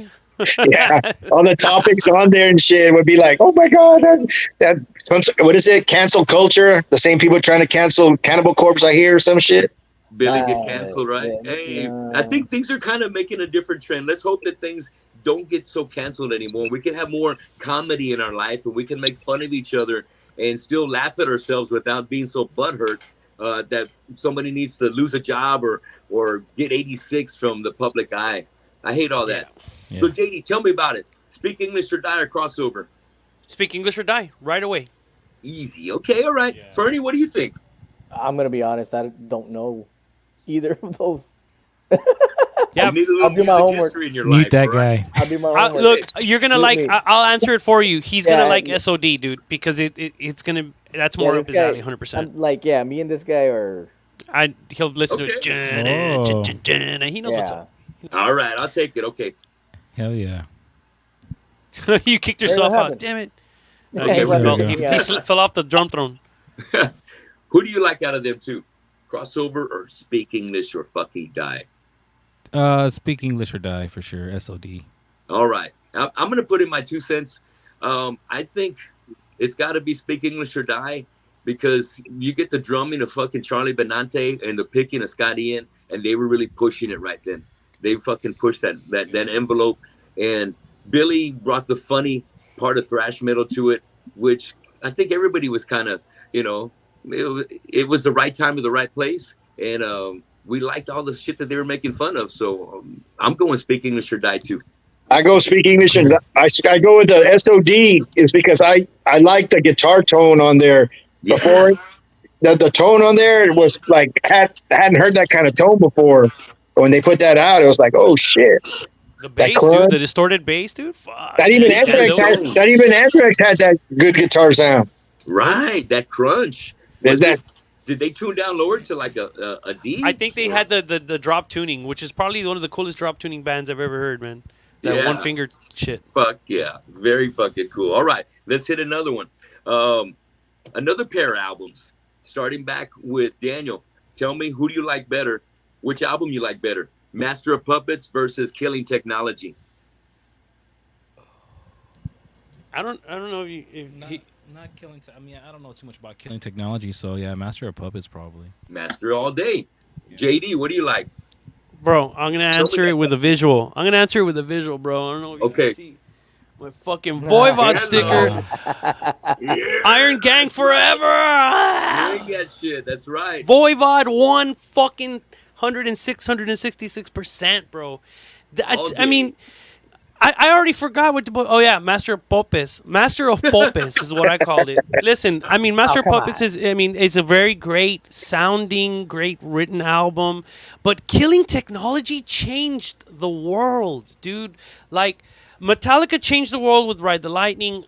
And for me, Ride the Lightning. If you were to ask me, Ride the Lightning or Killing Technology, I would just do one of these. You know what I mean? I just kind of leave. Oh, fuck, there's two cameras. I'd have to, like, sink into the ground. That's really hard for me to choose. But, dude, Killing Technology is the tone, the voicings, the drumming, the vocals. Dude, nothing touches it. And anything that sounds remotely similar to it is just like, you're just copying that. So that's the best, dude. That's so unique and so powerful.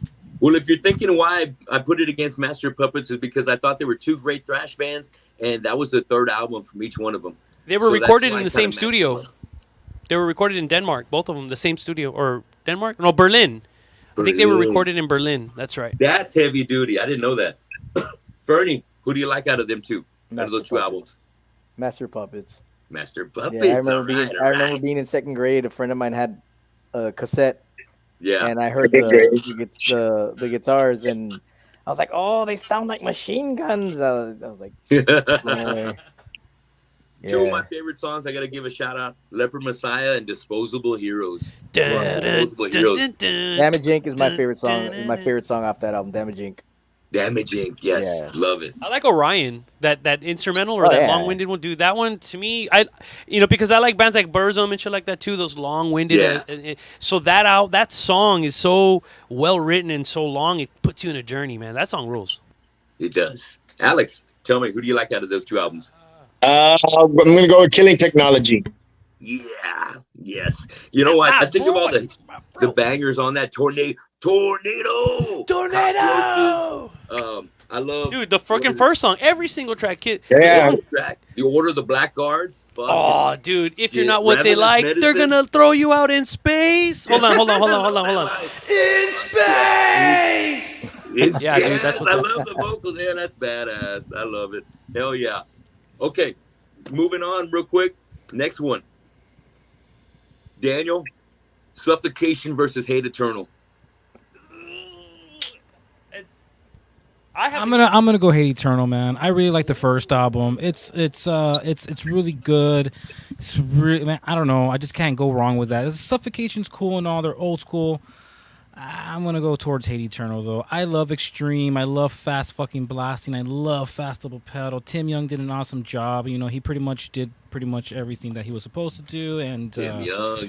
It was a good album, man. And Eric. Well, also they actually had one of the guys from Suffocation on there, right? Doug, or was it not? Yeah, Doug, right? Yeah, man. So I mean, it kind of plays itself out correctly. So I'm gonna go with Hate Eternal on that one. Really good riffing, really good drumming, vocals were cool, man. Really good album, Hate Eternal. I like that.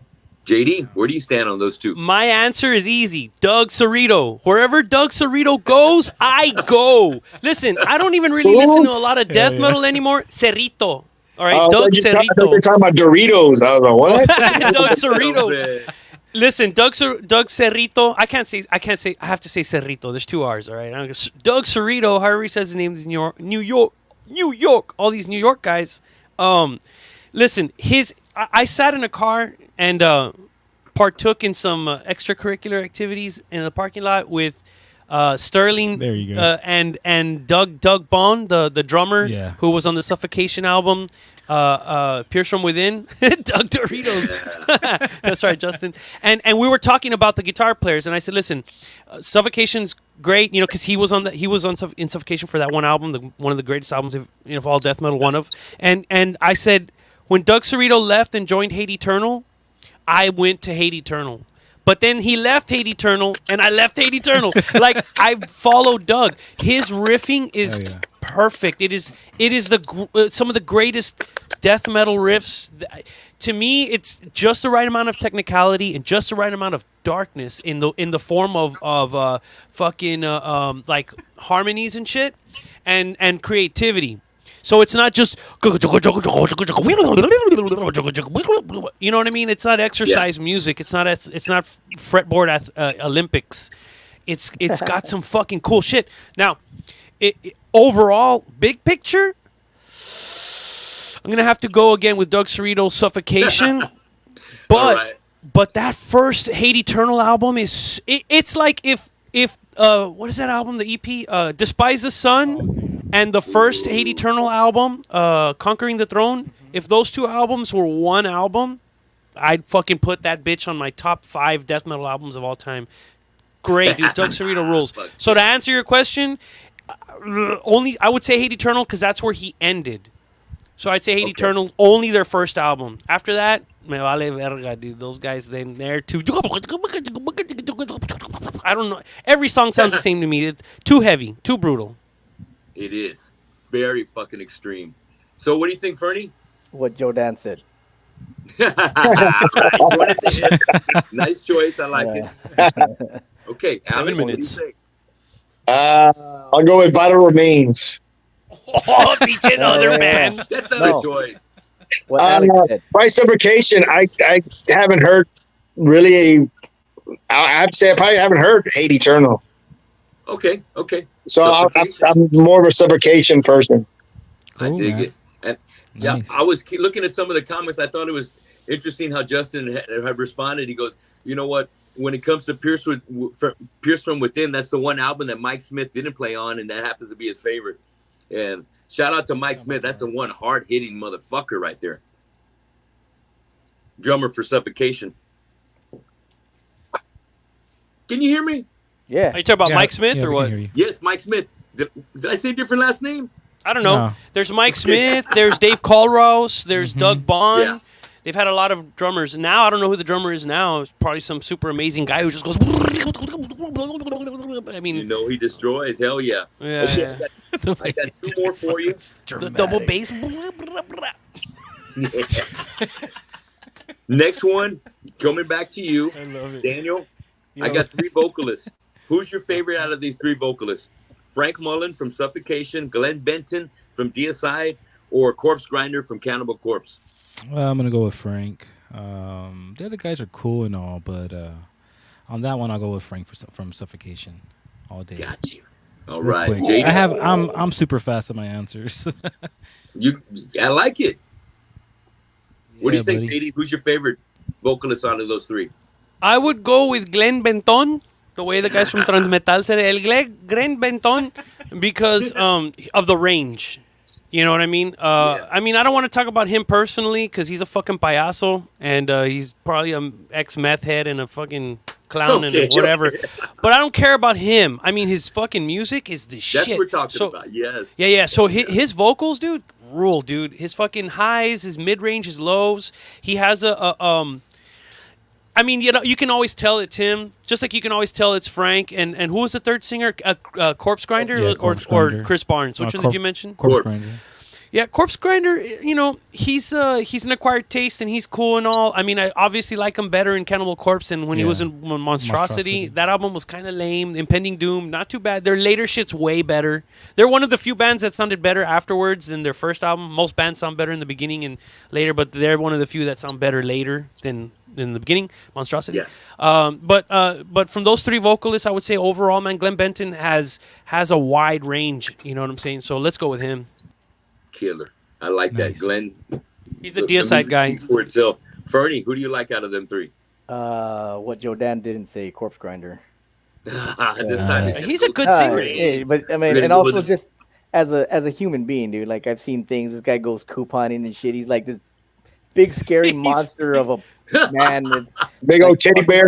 This guy's gonna murder me if I look at him wrong. But he's like, no. He goes around to getting like little stuffed toys from claw machines, and he donates them to kids. You know, it's fucking cool. Yeah, he's a cool vato. You're absolutely right. When me and Alex played the Sound to the Underground tour here in 2006, I think 2005, 2006. Oh, wow. Cannibal Corpse was one of the bands. I and was us there. hanging out backstage. Who do you know? Yeah. Would you know it? The guy running the barbecue pit, George Corpse Grinder Fisher. So I kick back with him. We start chatting about family, our kids, and how life is back home, and how he wants to go back. And just like he's such a down-to-earth guy, you wouldn't expect him to be such an ordinary average dad. Yeah. But yeah, respect the neck. Respect the neck. Yeah. So, Alex, what do you think? Corpse Grinder, Frank Mullen, or Glenn Benton? Well, I want to ask you something. Do you remember when Killamora was supposed to open up for Deicide and Laredo? I remember that. Yes. Remember how Glenn Benton got pissed off and kicked open the doors and came and approached me? Yeah. Everybody, it's funny because real quick story, and I'll tell you who I like. A real quick story. I got a lot of stories, dude. I'm sorry, but when me and Tony were in Killamora, somebody in Laredo, I don't know who, threw a festival that had Deicide and like who else was playing with Deicide? It was just Deicide, the main band. They were the main act, yeah. And they had like us locals. 15 local bands on there with Deicide. We were asked to play, so Killamora, we went up there. And we noticed, everybody had all their equipment inside there, and Deicide was there, and this and that. But we noticed that as time went on, it was like, dude, who's going to go on for when is the first band going on? Little by little, all these dudes started taking off. Like local bands started taking out their equipment and leaving. Yeah. And nobody talked to us. So I finally got fed up, dude, waiting there. Like, what the fuck, man? So I went and told asked the promoter, and I was like, dude, what's the deal? When are we going on, or what spot are we? He goes, I just got informed by Glenn Benton that he doesn't want any of the fucking local bands on there. They all suck. That he just wants they all suck. He just wants one Deicide and one other band on there, right? So y'all aren't gonna be able to play. I said, all right, fuck it. So we started wheeling our shit down the ramp, getting ready to load up our stuff. But the night before, Deicide had played Corpus, and the guitar player that was playing in Killamora named Jeff De Leon had kind of talked to Glenn Benton's wife because she was selling merch at the time. So she was coming down the ramp when we were moving our equipment, and Jeff, she like looks at Jeff. She goes, "Hey, where y'all going?" And Jeff was like, "Well, Glenn." The promoter said Glenn Benton didn't want us to play on there, that, we can't play. And she's like, what? And I said, yeah, so we kept on moving our shit. She went up there. Funny thing is, I'm coming down with my amp down the ramp, and all of a sudden there's people in the parking lot all, listening to music, waiting for the show. It's like those gym doors that are real loud. You hear, bam, opened up, and everybody gets quiet in the parking lot. I turn around, and Glenn Benton comes walking up to me. Yeah. Who said that? Who said I could? I told y'all that y'all couldn't play it. I was like, the promoter. And he's all like, I didn't say fucking damn thing. I said, that's what the promoter said. I'm just saying, and everybody's like, ooh, Glenn Benton's going to beat this dude up, man. It's like, everybody's waiting, waiting for a fight. And I was just like, there's no sweat. You don't want us to play. You don't want us to play. And he's all like, I didn't say that, man. That motherfucker's a shyster and blah, blah, blah, this and that. And he kind of calmed down. And he said, you know what, let's smoke some, let's do a powwow out there and y'all hang out and we'll party out afterwards. He shook my hand and told everybody in the band, it's cool. We told him, yeah, it's cool. We're just going to put our shit up and we'll go in there and hang out. All right. So we all gathered around our U-Haul. We're like, you know what? Fuck this shit. I don't want to hang out. Let's just go home, dude. Fuck this. I don't give a fuck about DSI. So we told him we were going to hang out, right? So we get in the U-Haul and we put all our shit in. We drive out. We start driving out. He comes looking out. He's like, hey, where y'all going? We just keep driving. Fuck it. Ooh. So we take off. But the next day, dude, I wake up and I look at my phone and there's like fucking, dude, literally like 30 fucking missed calls. I'm all like, what the fuck happened? Somebody called and I answered the phone. Hello. He goes, hey, dude, you guys all right? And I go, what do you mean? He said, there was a big ass riot in Laredo and they arrested that dude, Ralph, who was the guitar, Ralph Cirillo or whatever the guitar player's name was. Oh, yeah. He ended up getting arrested that night because he threw a beer bottle at a cop because Glenn Bennett started a riot in Laredo saying like, hey, fuck this promoter, fuck this place up. So everybody started going crazy, dude. But well, of course we had left, so we weren't part of that. But that's my quick Glenn Bennett story. So since he was going to beat me up, I'll go with Glenn Bennett. All right. Glenn Bennett. Thanks for the story, brother. Hell yes. I forgot about that. I was like, oh shit, I remember when he got all pissed off. Oh, Right? Fuck yeah. Okay, I got one more for you, then we're going to call it a night. Yeah, because Dan's got to bounce already. I got to take off already, yeah, for sure. Hey, I tell you what, don't even worry about this last one. No, go. We can finish it up. It's all good. You sure? You're good. Just make sure Alex doesn't talk anymore. Yeah, Alex last. You're good. Let's go through it real quick. Last one, Celtic Frost versus Voivod. Bro. What album or just the band? Just the You have to band. hit Joe Dan hard all the You time. got eras. You got Thrash Kings going on right there. What's your flavor? Do you like the devilish part, or you like the thrashy alien shit, or war kind of stuff like Gorgo the Exterminator and shit? I'll answer that quick. I'll say I'm Voivod. gonna go with Frost, man. I'm gonna go with that. See, Yeah. I had a feeling we had some evil thoughts in some of you guys' mind where it was like, because of what Voivod's Hexea badass, plays but I and like the devil what shit. we do. Yeah, his drumming and stuff, it's more along the line with the Celtic Frost, Yeah. So Yeah. All right. Celtic Frost it is. Yeah. JD, what do you think? I mean, Voivod, bro. I mean, I'm a Gotcha. Voivod I'm an Iron Ganger, but I'll tell you this though. I mean, Celtic Frost is like one of the most important bands. They're in my top 5. Them, Bathory, Yes. and the list is very short, but they're up there, man. Yeah, I'm gonna have Much to love. just to be solid. I'll say Voivod for sure. Killer. Fernie, where you Yeah, at? Voivod. I'm with Voivod. Voivod. And then I know Alex already chimed in Voivod as well. Yeah, Voivod. We Yeah, got Warren some Payne. good Voivod Warren numbers in this Payne. band. Warren Payne, Roar. I mean, those are fucking classic albums. Yes. Not that Celtic. I mean, I really like them both, but I lean more towards Voivod. Look what El Necron said, dude. Carl's got a good point, man. Voivod never cheesed out. Well, they did cheese out. I have to Angel admit, Rat. I'm not gonna lie. The Angel Rat. Angel Rat. Was kind of cheesy. Clouds, full of clouds in my house. I have to admit, everybody went to some cheese, but you know what? They didn't put came on back. lipstick. They didn't put on lipstick and do Cherry Orchard they never Yeah, put on they lipstick. put They never lipstick did cherry orchards. or pick their hair up this big and try to be like Dangerous Toys or something like that.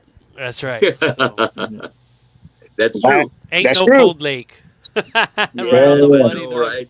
Hell All yeah. right. Okay, guys, we're gonna wind things up today.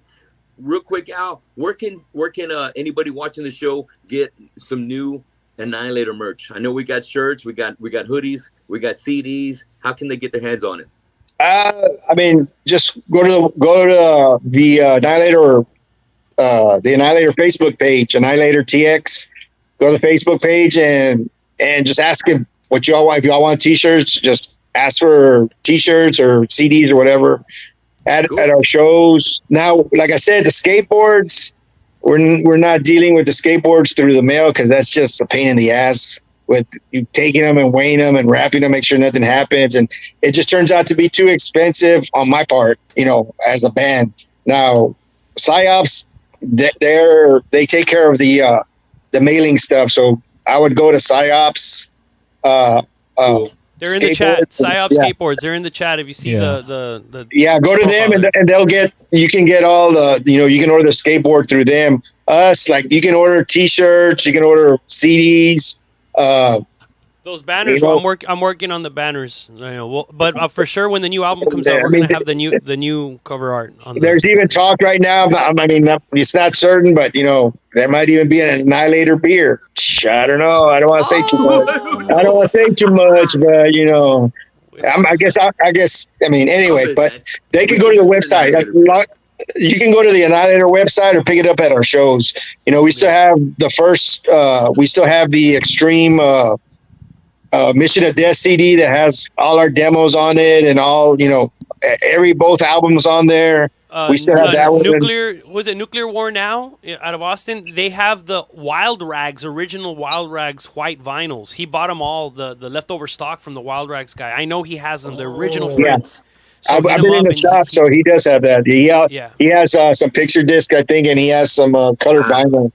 If you want to hear about Nuclear War Now out of Austin, basically our shows and that that's it. I mean, we don't have them in like certain stores, or we don't have anything like that right now, so that's cool. That's where you can get it. Yeah, so come see us personally next Friday in San Antonio at the Paper Tiger and get your hands on some Annihilator gear. Come talk to us. We'll take pictures with you. We want to talk to you. $5 a picture. $5. If you live in Corpus, talk to Tony. Tony can collect the money, and I can mail the stuff for you. If you're in the Valley, you see JD or Dan, ask JD or Dan, hey, here's some money. I can give them the money, and then I can mail them the shirt or get the, something like that. If, somebody really wants, a shirt or CD.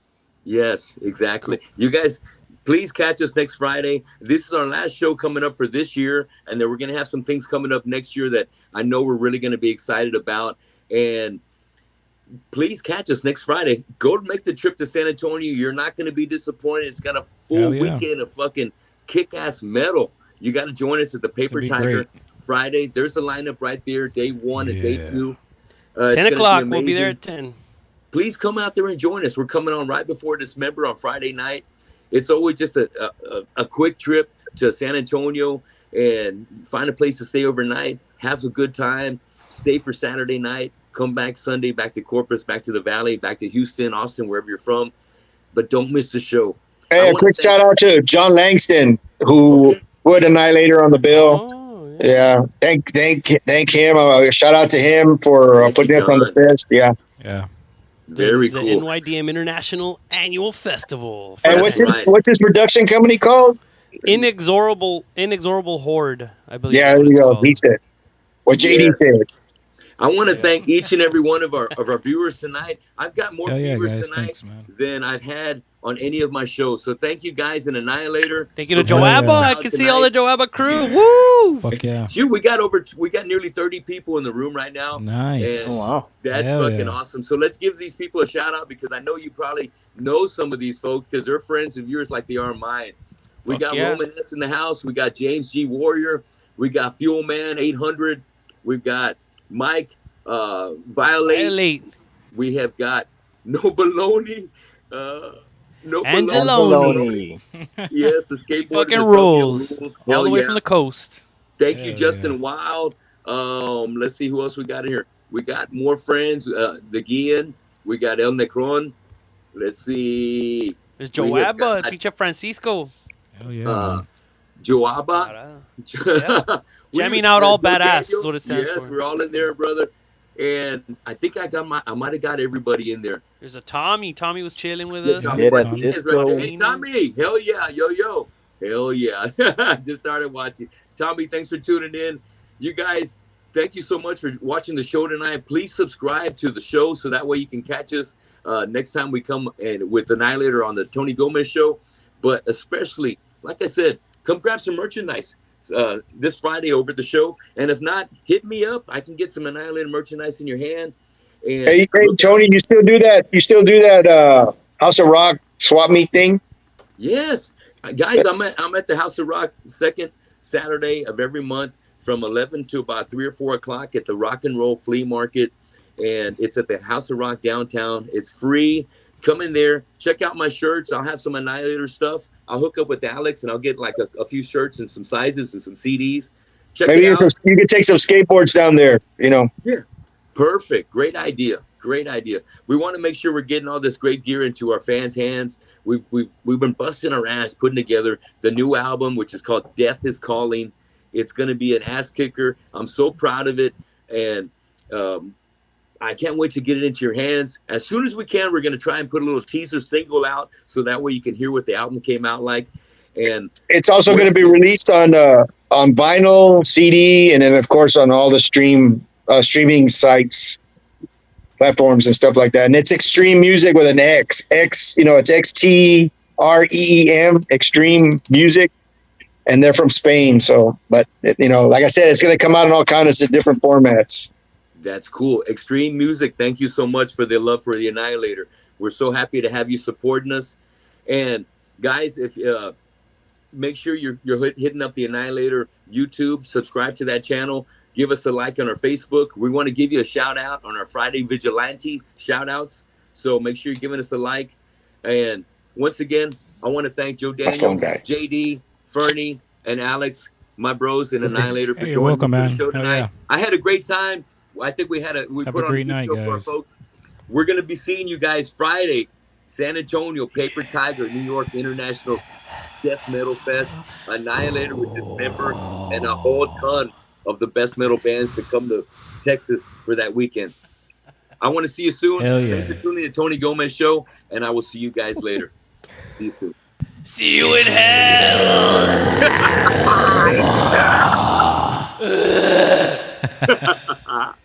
Oh, jeez.